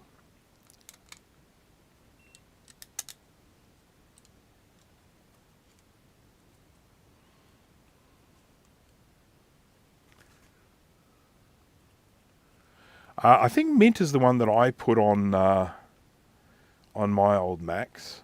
Pretty sure. I quite like Mint. I quite like the feel of it. Now we're going all Linuxy. Because I've got one sort of MacBook Air, which is kind of useless as a Mac because it's so old and slow. All right, so that's on there. That's a little card reader thingy, and we've just got to solder it onto the board here.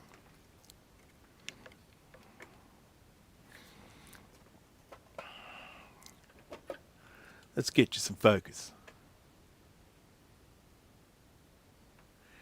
Focus.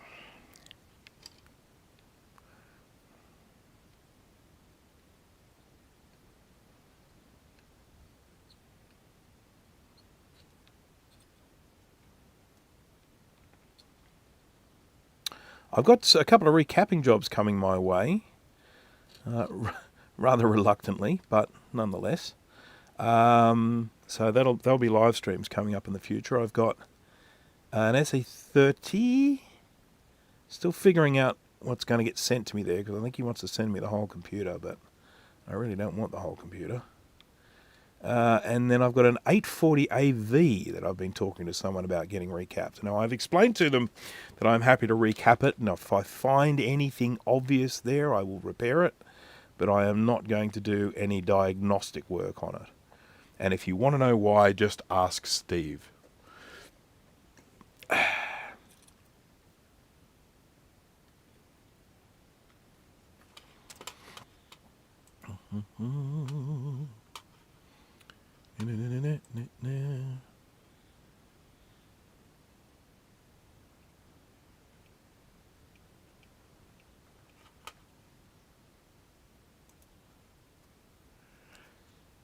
Did Kai get his 2FX board? No, not yet. So I finished it last weekend.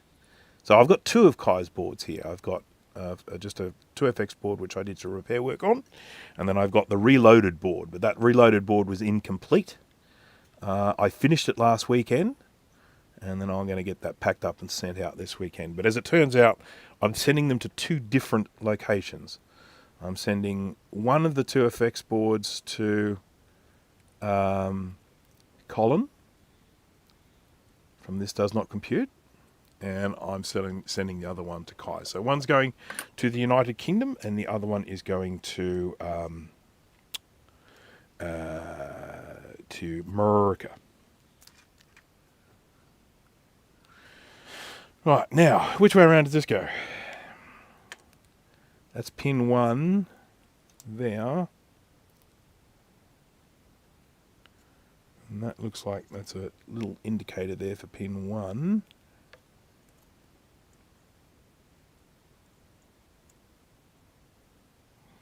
So could this go on the other way?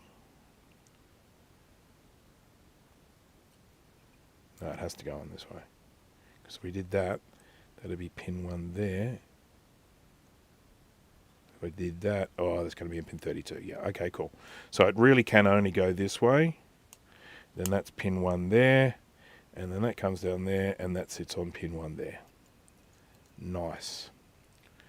Right, now the main issue I have with this... Hey, don't fly away.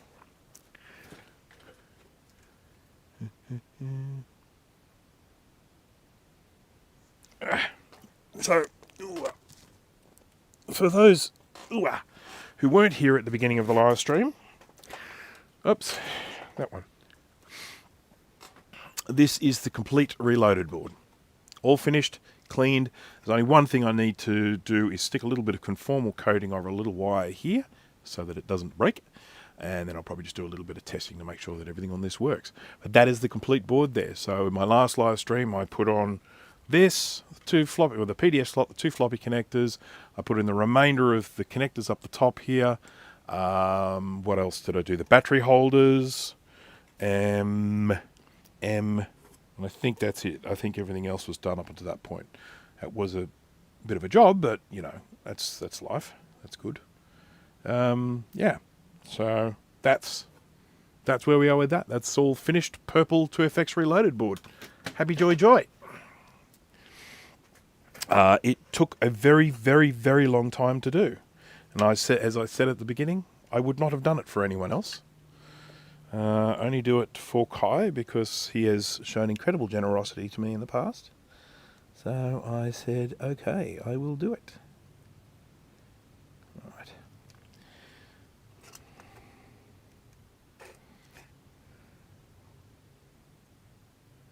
So just in case anyone's thinking of sending me a reloaded board and say, hey, can you just do this? I was like, yeah, no.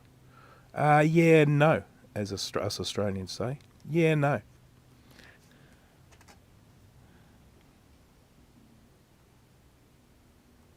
Any reloaded boards I do from now on will be for myself.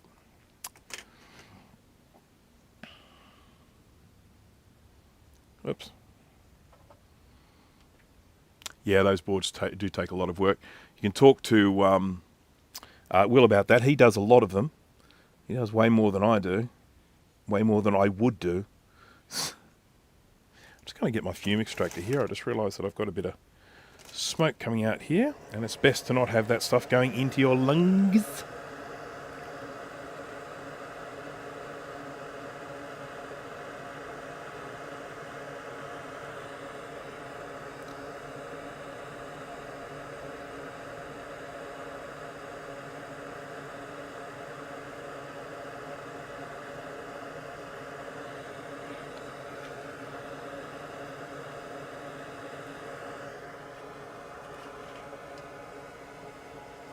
Will has made more SE30s than Apple has.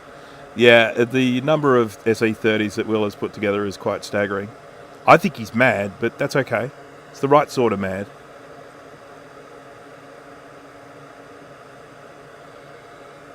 Just to think, if people had just taken the batteries out of their Macs.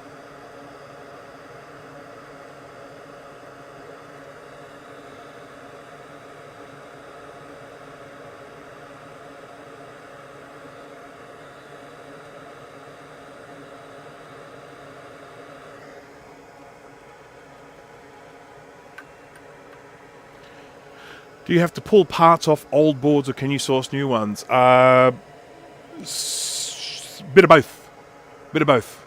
And you can build the whole board from new board from an old board. You can source a lot of new components. But there are also components that are no longer available, and therefore you have no choice.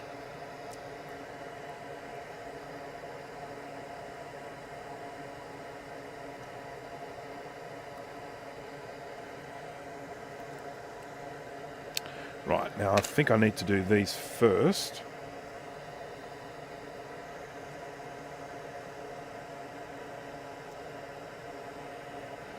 If I get this around the wrong way, I'm going to be so pissed off.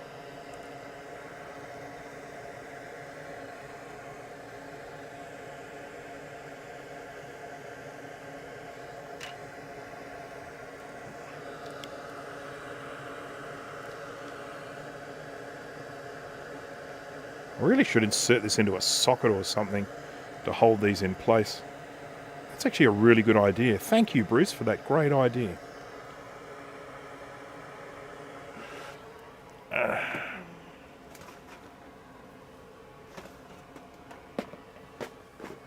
I have a container full of sockets.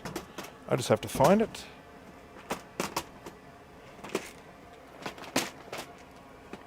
There they are. It's this one labelled miscellaneous, like every other container I have here. Miscellaneous.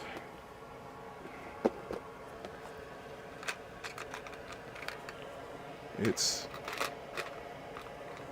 that size. I think so.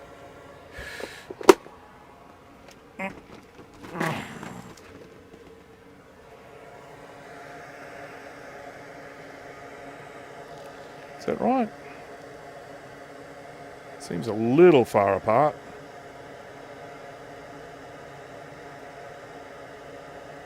Yeah, it seems a little far apart, so it's not the right size, not the same size. It'll do. I'll just do this manually.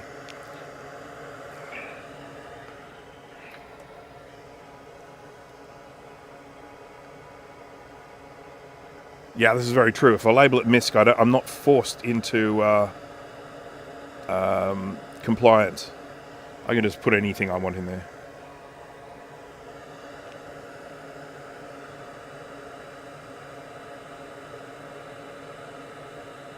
Okay, so I'm just soldering one pin on these to start off with, and then I'm going to melt the solder and then get them straight, because at the moment they're crooked.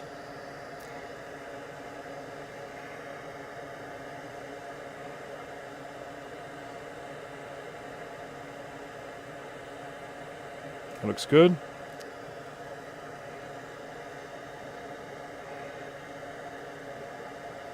Oh, better not put it. I'll put my hand on one of the pins that I'm heating up. There we go. Okay, so that's reasonably straight. I'm feeling good about that.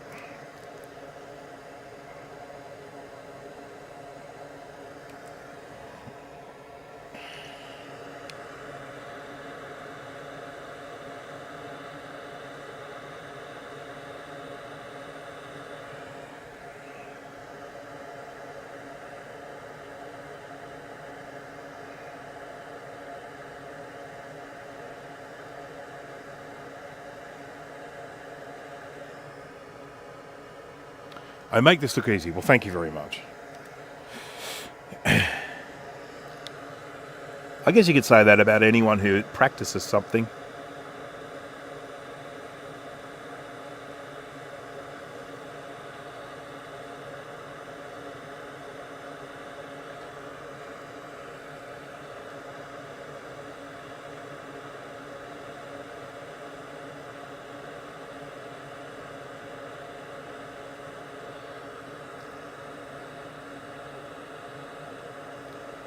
I have no instructions for this thing I'm building at the moment, so I'm just really hoping that I'm building it right.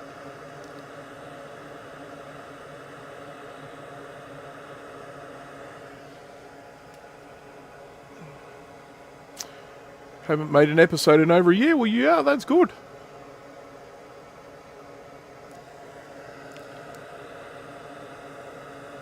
I've released a few videos lately. They haven't been big hits on my channel, which is not surprising. I did those tutorial videos on Onshape and 3D modeling. I'm working on a third episode for that at the moment as well. Not big views on my channel, but that's okay. It's not the normal stuff for my channel. So So it's probably not getting heavily promoted by the YouTubes. But they are things that I definitely did want to do. And then I did a video also on a tip for Final Cut Pro, but of course not many people that watch my channel are Final Cut Pro users, so that one was mainly just because I wanted to get it out there. I just wanted to get that tip out there to the world.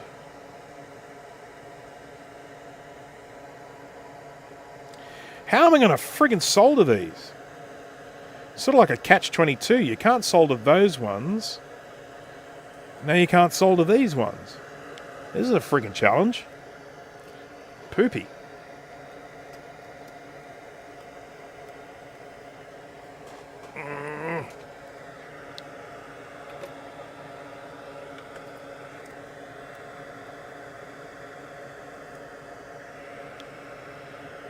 Can I get in there? Yeah, I think I can get in there.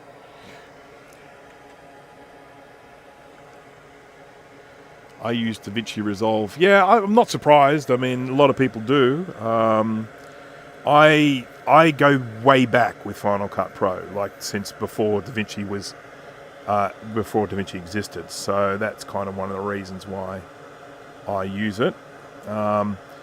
I was using it, I mean, just to give you an idea, I was using it with PowerPC. So that's how long ago I started using Final Cut Pro.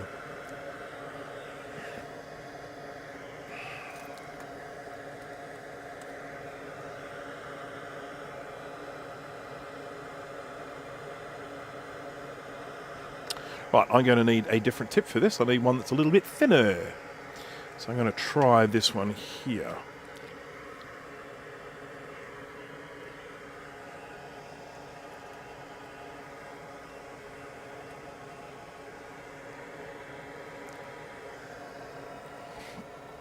If, you know, if Final Cut Pro was not an option for me, I would definitely be using DaVinci Resolve, no doubt about that.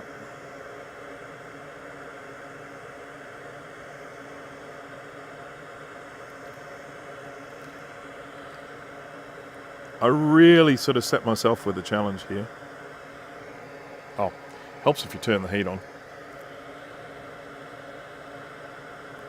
I'm hoping I can sort of put this in the middle.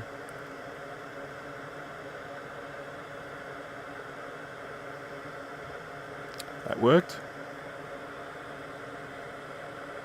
Yeah, we're doing it. It's not the most elegant solution, but it's working.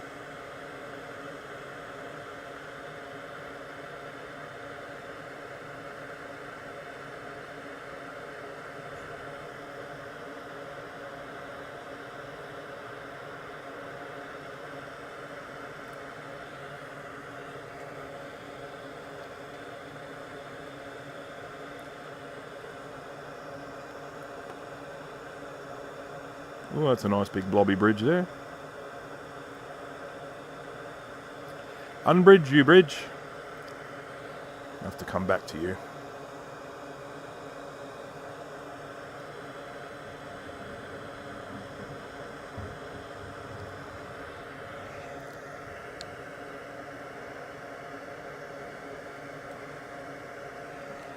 Stupid bridge.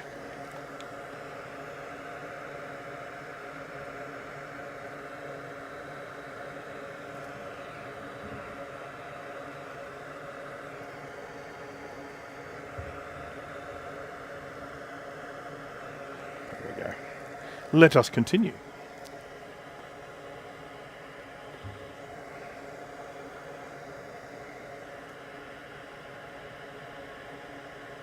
Sorry. There we go.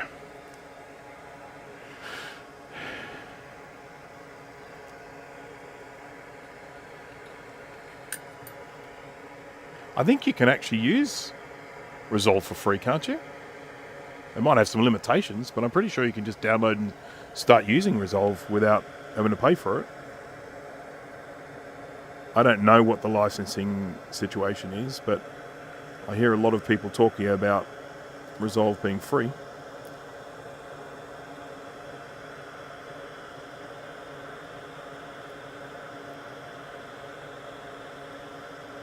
I think Blackmagic is an Australian company, isn't it?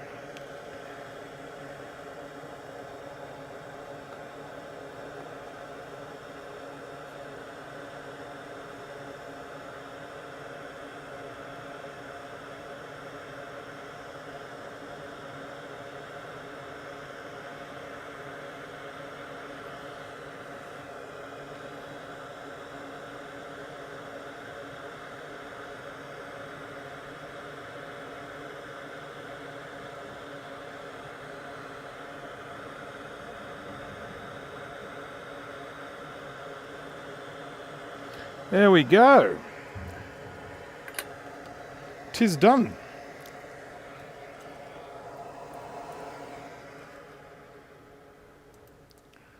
That's all soldered.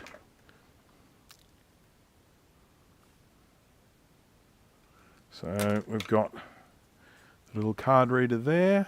Then that comes down here to this connector.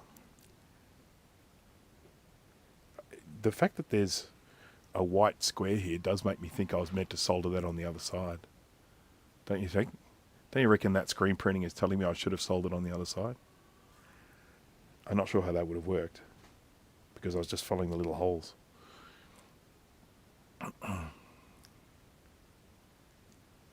Some features are only found in the paid version. Okay, fair enough. Yeah, I am really now starting to think that I soldered this up wrong, because there is screen printing here which suggests this connector was meant to go on the other side. And that would have put... I tried it around the other way. That would have put... If it went around that way, that would have put pin 1 there. Oh, I'll worry about it another time, because at the end of the day, I've got a lot of work to do before I'm sort of ready to go in and program anything. I don't want to just waste these cards.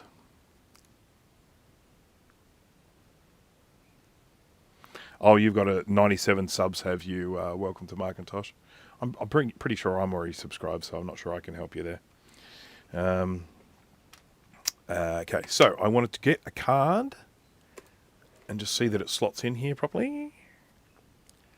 Pop, pop, pop, pop, pop, pop, pop, pop, pop, pop, pop, pop. Pop. Where did I put the cards? They're around here somewhere. There we go. There's one. So you can basically get this here, put it in like this, and ta-da! And then this basically goes into an EEPROM programmer. Oopsie. Slots into a programmer like that. You then read the contents of this card and then you write it to one of the blank ones. In theory. But I've got a sneaky suspicion I'm going to have to remove this connector and put it on the other way. I'd really hate to have to do that. It might still work. We'll see. Anyhow, I'll figure it out. I'll get in touch with the dude who sent me this. Okay, so there's only one more thing that I want to have a look at here. Just very, very quickly.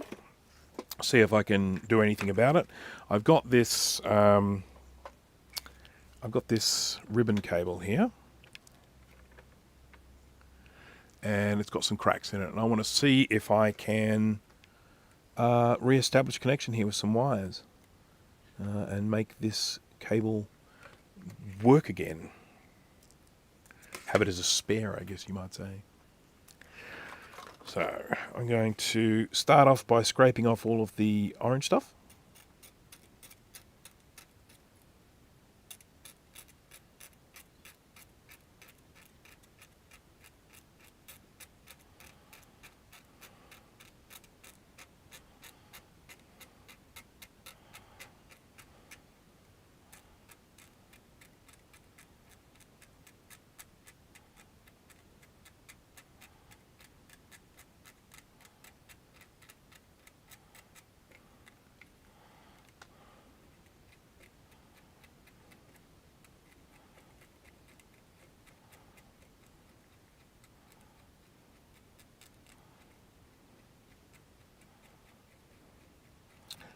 Nice shiny copper underneath.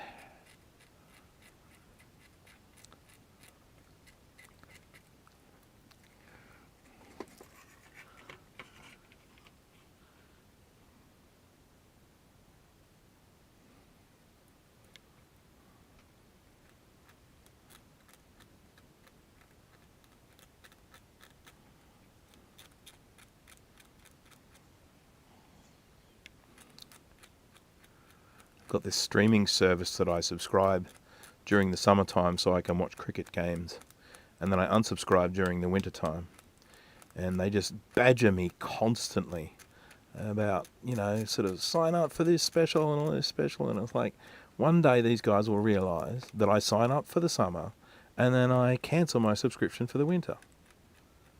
And it doesn't matter how many times you badger me, that's what I'm going to do.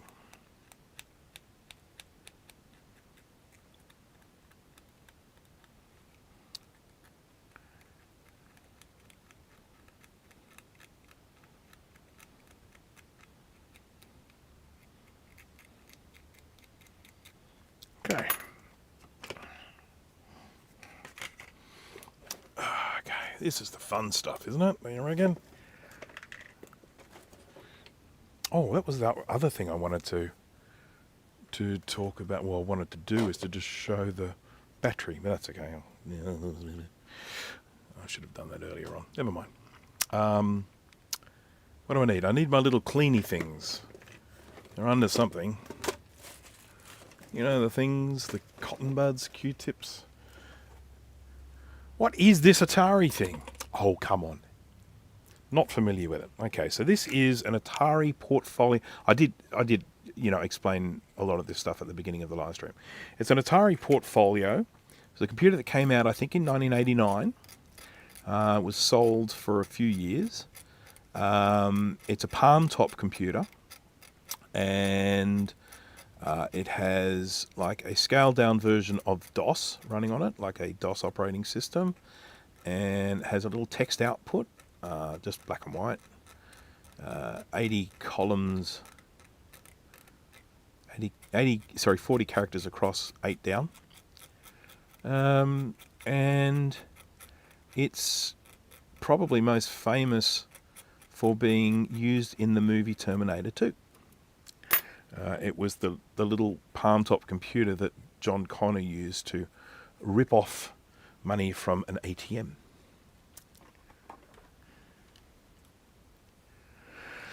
Alright, so now I'm going to get some flux. I'm using, this is, I think, Stereo V4. Oh, this is V5. I have to tell you, I'm really impressed with the Stereo V4. So I've been trying that out, and it's nice flux.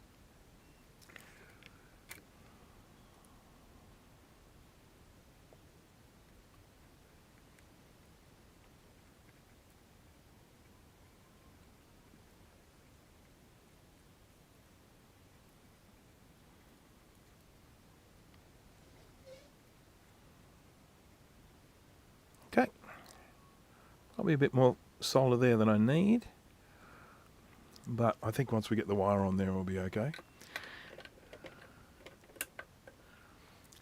Alright, now, looking at the type of wire I need to use, I think I'm going to use this size. I need the wire to be strong, but also have some flex. This stuff I think is going to be too thin. Yeah, so I'm going to use my 34 wire gauge, American wire gauge.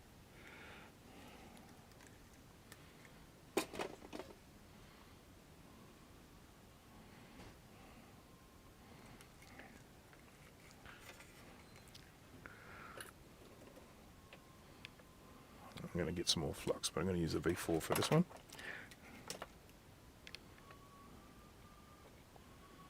I've got some very annoyed chickens at the moment.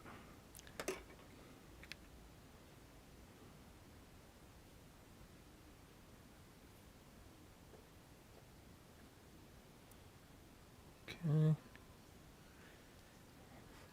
Just give me a second here. Where is it? There it is.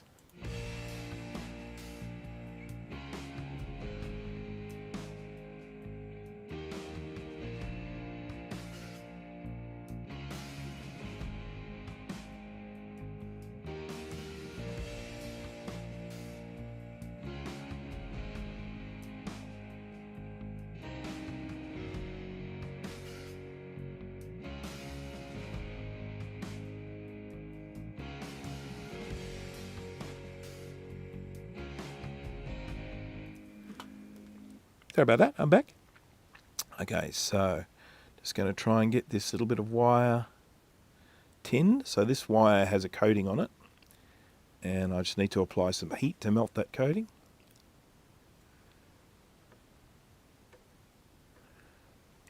I'm going to get some tweezers. Here we are.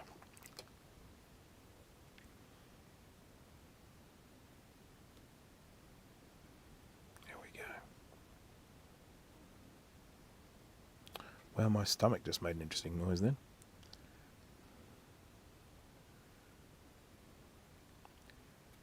Oopsie. I was worried that might happen.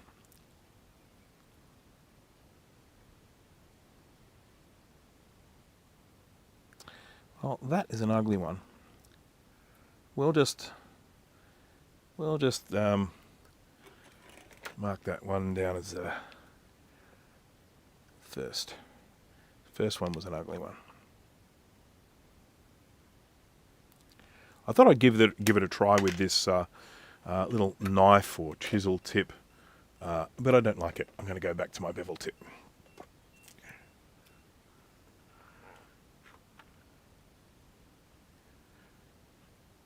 Okay, so I'm not actually doing resin casting. I'm just doing sort of resin printing. I haven't done any casting at this stage, so I don't think I have anyway. Did I talk about that? I may have. I may not. Sure. I'm not sure. Or was that? You could well be talking to Dave. Yep, Dave. Fair enough. So, Dave, tell us about your resin casting. I'm curious to hear about that.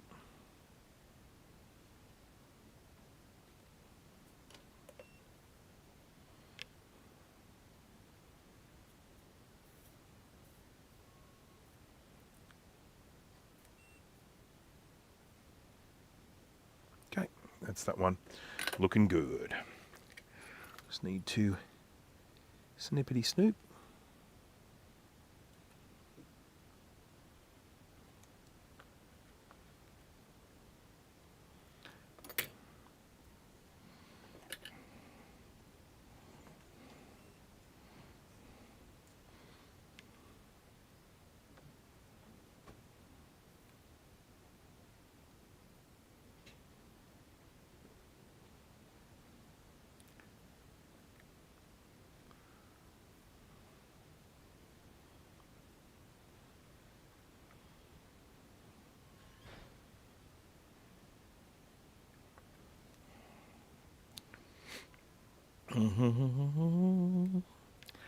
With this stuff, you've got to be really, really sparing with the solder.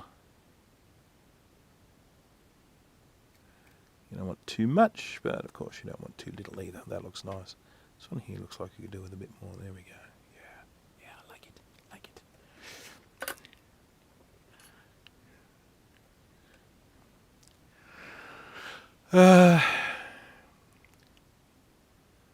SE30 in the black colour, wow.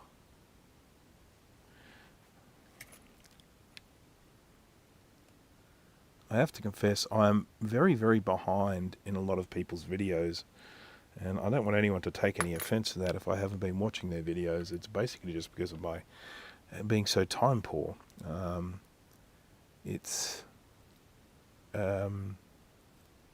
do have a full-time job,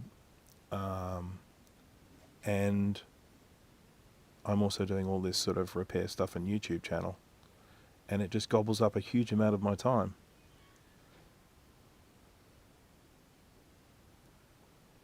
So there are a lot of things that I wish I had time to be watching, but I don't. Such is life.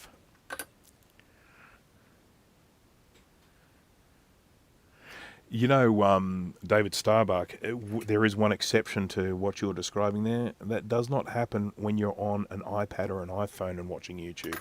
And that's one of the things that actually drives me bananas. If I'm sitting there watching a YouTube live stream on my iPad and I want to talk to someone, and you just put the @ sign there and you start typing, it does nothing. You actually have to type it, you know, letter for letter from memory. It won't give you any prompt in the certainly on the iPad app. And I find that very annoying.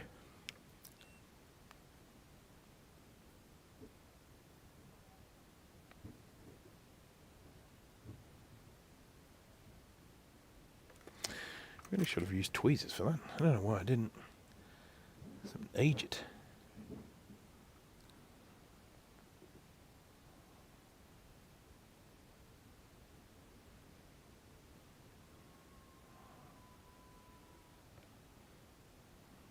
because of the way that I look up at the chat intermittently, I can often miss out on conversations that are part way through. So I will sometimes look at something and I'll just assume someone's talking to me when in actual fact they're talking to someone else in the chat.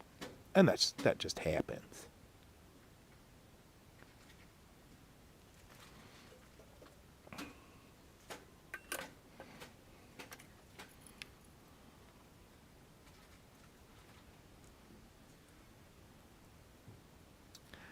Okay.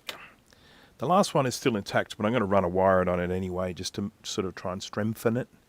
I've got no idea if this would ever work again the way this is, you know, whether it'll actually, you know, stop it from folding properly and therefore render the device useless.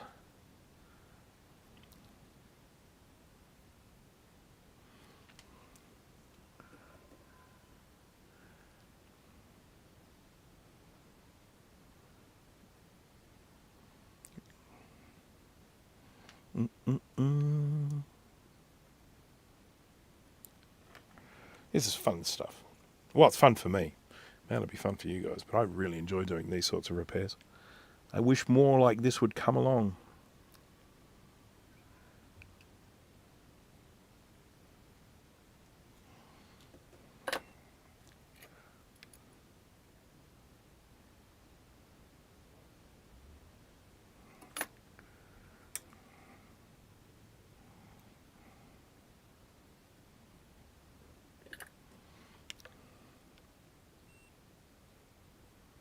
Well, this does have a break in it.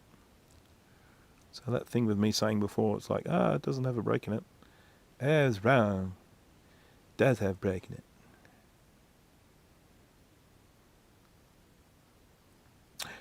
Come back.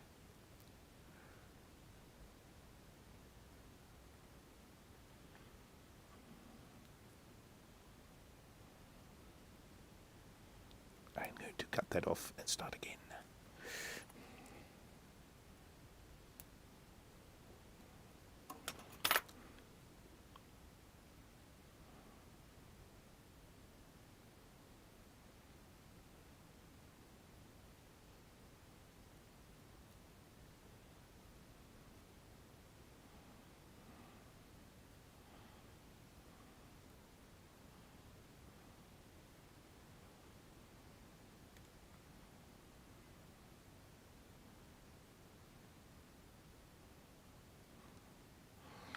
A little bit more solder on this.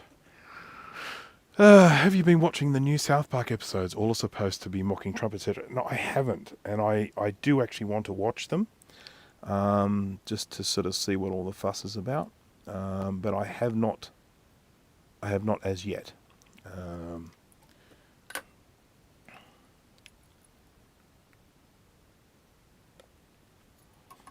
Right. Okay. Well, that is now stuck to the desk.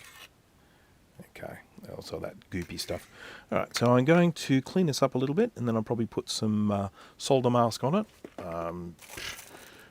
which is kind of funny because it'll mean it's not flexible anymore, and of course that defeats the purpose of having a flexible wire here. I mean, maybe I've made these wires a bit too big. That's always possible, but we'll see.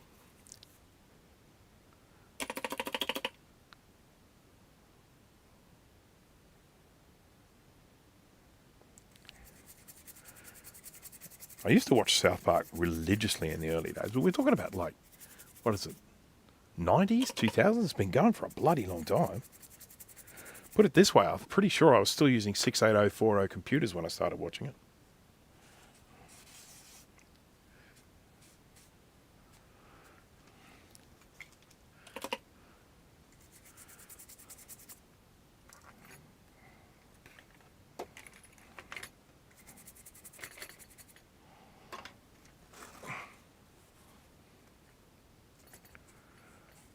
We used to get hold of, just this will date it, I used to get hold of episodes of South Park as real media files. Anyone remember Real Player, Real Media? That's going back a ways, isn't it?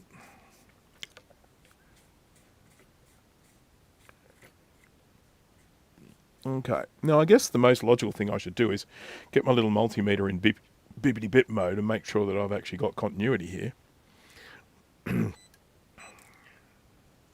Okay, so I'm in bibbity bit mode now. Let's see if I can do this before the battery runs flat on this thing. So we're going from the first one here to yay. Well, what?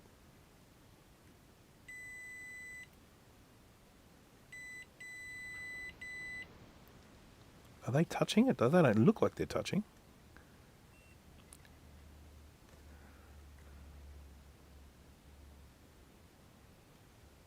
Bib?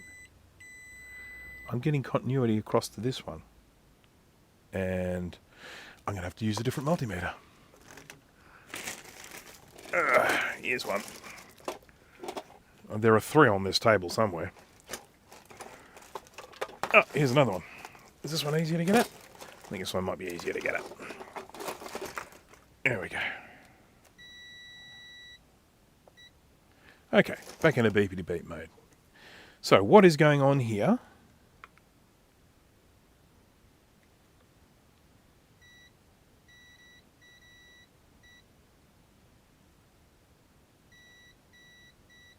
Okay, I'm getting continuity between the first 3. Now that could be in the circuitry. Oh yeah, well, you see it? They're all joined together. Okay, so that's why. They're probably sending some voltage or some ground or something up those 3 there, would be my guess. So they're using 3 wires for that. But that's okay. So we're good. We're good. Well, I thought it was bad, but we're good. Don't like the look of that.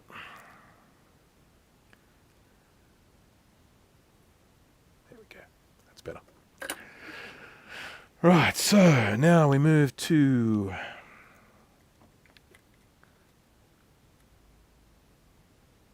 fourth one.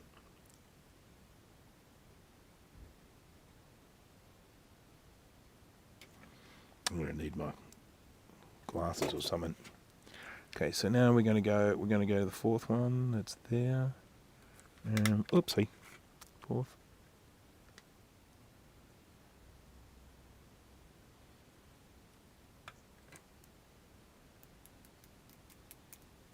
Why aren't you making any noise? Have I got the wrong lead? Oh, jeez. Lead from one to a lead from another. That is one of the hazards of having too many multimeters on your desk. 5 and then 6. Okay, so we're good. That's the first 6 there.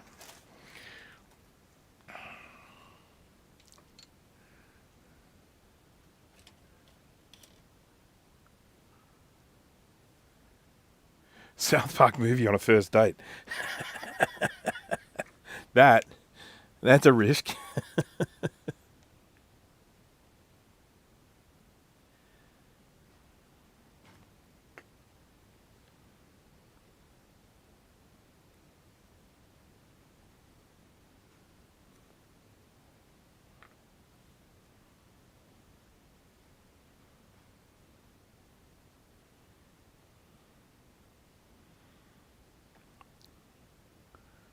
I can hear chicken shenanigans going on.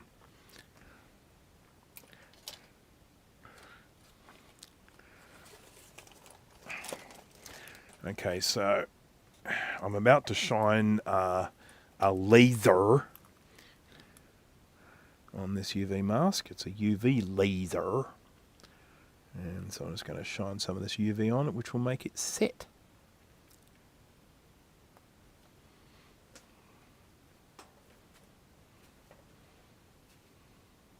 We'll see what we can see with the chickens. We probably won't see anything because the camera's not pointing in that direction, but we can always have a look. Yeah, they're all up to the left. What you're looking at there, that's sort of where I feed them, so that's where they hang out when I'm giving them food and stuff. But to the left is a fence, the back fence. You can see the roots there to a gigantic tree. It's a great big fig tree. It's a big ficus. And then to the left is, that's a pigeon up there. There's a pigeon walking on top of one of the coops there by the look of it. And, I can see there's at least one chicken towards the right there, up in the top of the image, up to the top right there.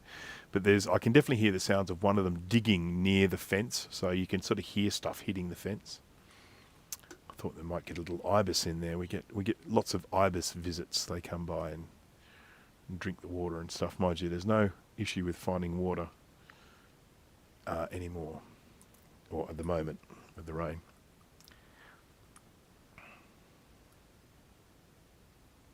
Okay, yes, so laser pew pew pew. This is my laser beam going pew pew pew.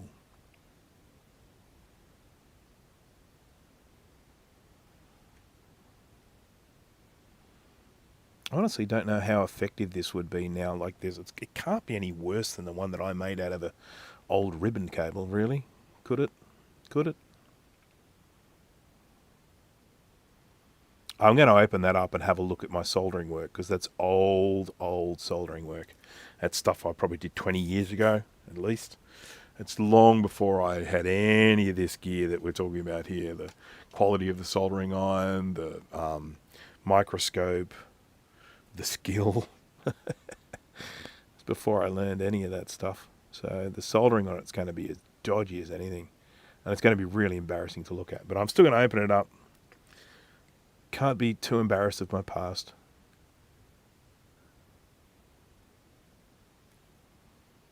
This stuff, when you're curing it, if you do it too thick, it sort of doesn't cure in the middle very well. Well, it does, but it has to be under the light a really long time. So it's easier to do it in layers. So I'm just doing 2 layers here. That'll be enough.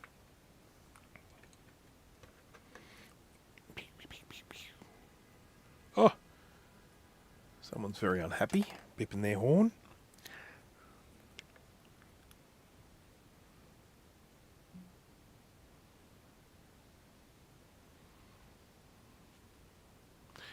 I'm convinced that Australian chickens are just pigeons.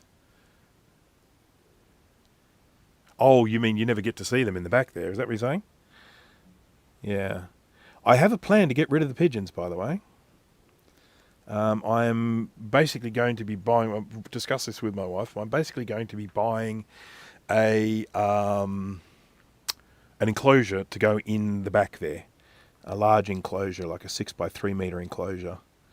And we'll put the coops inside it, and the chickens will be locked into that area, which is, it's kind of mean, but it's still a large area. It's still a pretty big area. Not as big as they have now, but still pretty big.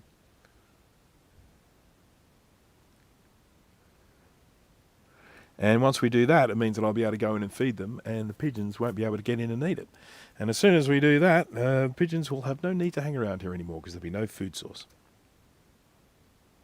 And then they'll piss off somewhere else.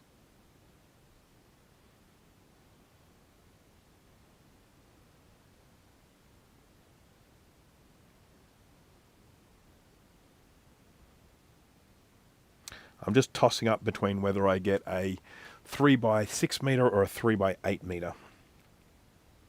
I would prefer the 3x8 metre, but it's like about $500 and something.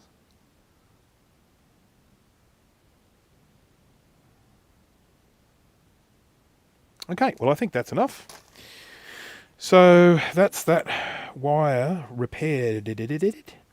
Now I just need to get it off this board, because I'm planning to put it on a different board. And I'm not quite sure.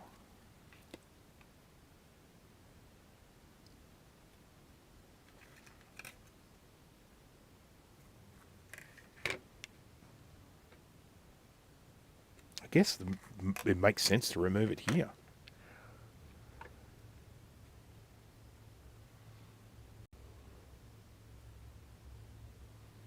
So my guess is you probably got, you know, voltage and ground. These are the 3 wires at the left and right. They're probably grounded voltage, and then all the data lines in the middle. That would be my guess. If I was designing it, that's how I'd do it.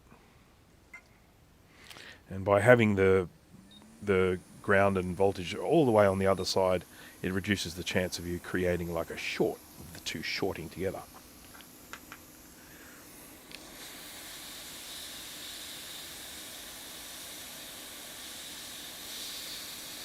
It smells.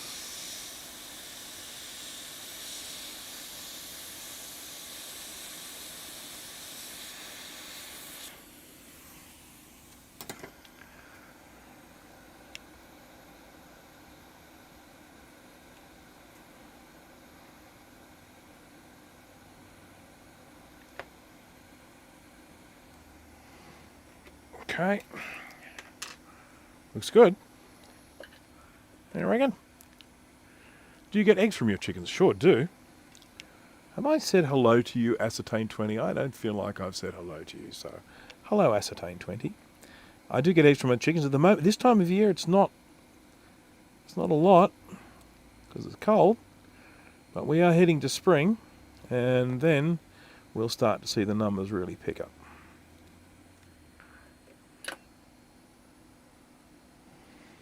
At the moment, we went for a long period of time there during winter where we were getting no eggs at all. Just completely stopped. And then we've just started getting some eggs from them now. We're getting probably about one a day, I'd say, something like that. And then when they pick up a little bit with the warmer weather, we'll probably start then getting 2 to 3 a day. So.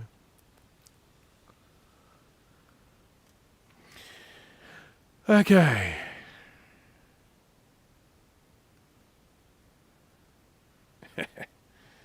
Yeah, I mean, one of the things is it's actually commonly said that even older chickens that aren't laying eggs still have an important role in the flock. You know, I mean, okay, yeah, okay. All right, so I just want to go in and see if I can... if there is even any option of me using this cable. What the hell is going on here? Why won't you come off? I'm going to need a screwdriver. My fingers are letting me down.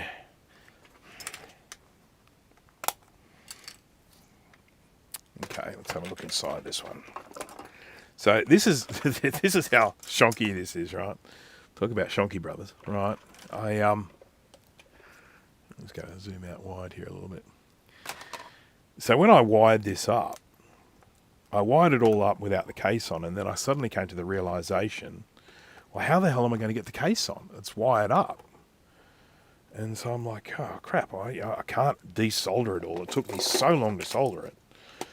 What am I going to do? And so I cut this little slit in the case like that so I could kind of slide the cable in. That just tells you how... I don't even know those screws are in there, did I? No, didn't even bother to put those screws back. This is the difference between the 20-year-old me and also the 20-year-ago me and the now me in terms of my level of care.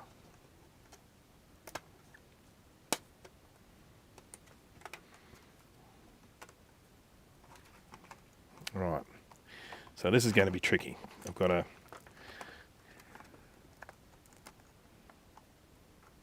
Oh, a little bit of hot glue there as well. Okay, the hot glue gun. Answer to everything.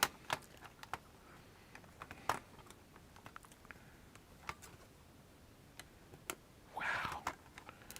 You should see all the hot glue inside here.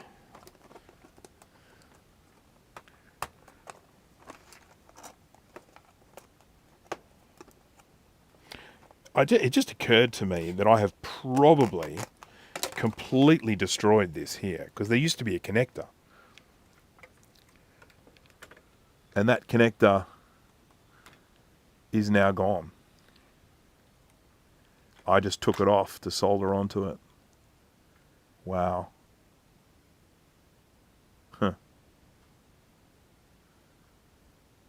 Yeah. And the more I look at this, the more I think, no, I probably won't be replacing this cable. I've only got one of these. I don't have... sorry, let me just give you the right view. Okay, so this is what I've done. I've wired all these little wires onto the connector that used to be there, and then I've just shorted up with some hot glue. But as I look at this now, without the connector in place, I don't see how I'm going to get this to go in there, because that should slide into a connector. And that connector's long gone, destroyed, whatever the case may be. So that's a bit sad. But that's life. And, oh, what have I done here? Bit of a mess here as well. That, is that meant to go there? That's probably why this little, is that there? No? Okay, so this doesn't work. This power connector doesn't work.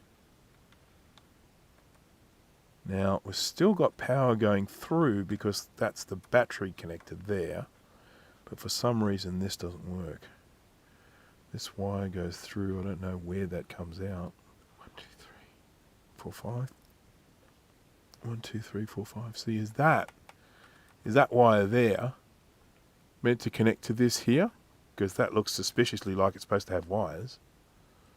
And maybe it does connect on the underside, but just not terribly well.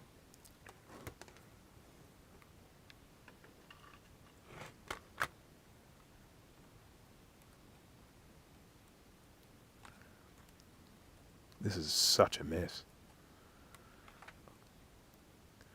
I really did commit to destroying this one, didn't I? Okay, well, I think I'm going to step away at this point here. Dear, I think I've probably done enough.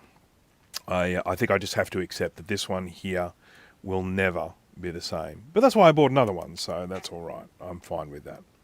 And I suppose I've got a whole bunch of spare parts here. I've now got a spare ribbon cable, sort of, that, I'd probably put a bit of tape on there, big thick tape to try and help with that. Yeah, could work. Okay, so let's just quickly go over some of the stuff that we've done. Well, one of the most important things I wanted to do today was, first of all, familiarise people with the portfolio. I did a lot of discussion at the beginning of the live stream about the portfolio and,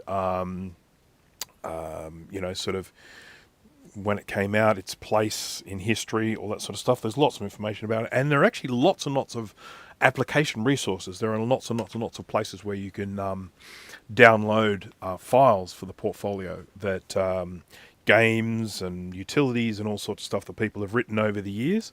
I do have a whole bunch on my computer, I think, still floating around somewhere. But yeah, there's a whole stack of portfolio, resources out there.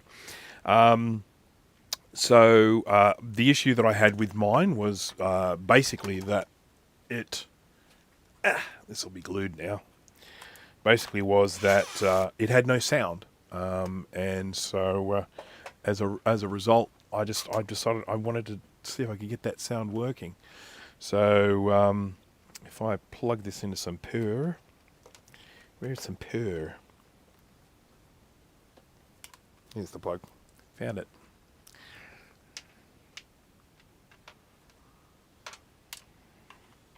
Okay, plug it into power, switching it on, there we go, and now when I press the button, we get clicks for when I press the keys. It also has a built-in alarm because it's got a scheduler. It's got like a scheduler where you can put in dates and stuff, like a calendar, and you can get it to set off alarms to go off with those entries in the calendar. So this will actually go beepity beep as well. And if you're programming, you can actually get it to do beeps with sound. So this is this one now is working as a portfolio should. This one is all complete. The only thing wrong with it is these little melty indentations on the LCD, and I've got no idea why they're there, but they don't make this thing unusable or anything like that. I still find it quite usable with that. I had this little corner was coming up. I've glued that down now, so that's not going anywhere. I'm just going to switch this off. It's not going to let me switch. Yes, it is. Okay, switch that off. And then I can go in and put my little 3 batteries in there. I've got my cover for that. I've got memory cards there. So this is one memory card, and then I've got this memory card here. And this one, the battery is flat. So I'm going to put a new battery in that right now. And then we can wrap up. There we go. So because this battery is flat and this is volatile memory, whatever was on it is gone now. There wouldn't have been nothing important on it anyway, so that's not an issue. So I just need to... can't remember where it is. It was a little plasticky bit, but it doesn't seem to be here on this one. Yeah. How do I open it? glasses for this.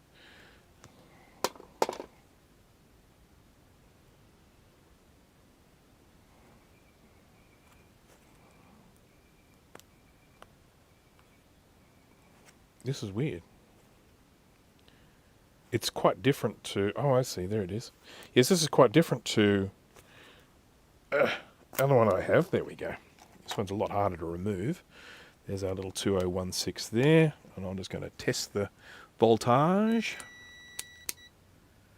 That there. That's AC voltage. How do I change it to DC? Oh, no, it's on DC. That's good. Just make sure I get the right here. And we'll go positive and negative. Oh, this has still got 2.9 volts. So this one's okay. I'm not going to replace a battery. I'm not going to stick a 3 volt battery in place of a 2.9 volt battery. Plus side down. Okay, so it definitely will be blank now. Alright, so there's that. On this one it works a little bit differently the way the battery comes out. There's a little clippy bit here which you push to one side to get it to come out. It's actually a lot easier than that one. Okay, so I'm feeling really good about that. That's this portfolio is now looking good. It's getting a little bit gunky on the outside because of the texture they put on it, but I can't really help that.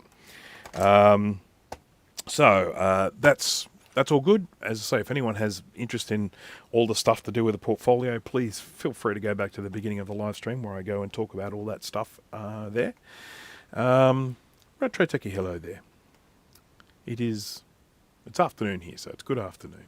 Here, right here. Right here. Okay, so I'm going to go back here. So my apologies to anyone who has zero interest in the Atari portfolio, because that's what all this live stream has been about. But as I say, it's one that I have quite a lot of nostalgic feelings about. So I'm very, very happy to get this one working well. The next thing I'm going to do is experiment with programming some of these memory cards, because there are ones like this that I have here which you can program. You can only program, you got to do it with an EEPROM programmer, but you turn them into almost like the same, you turn them into like a game cartridge, so you end up with an application permanently on it. You can just put it in and load that application. So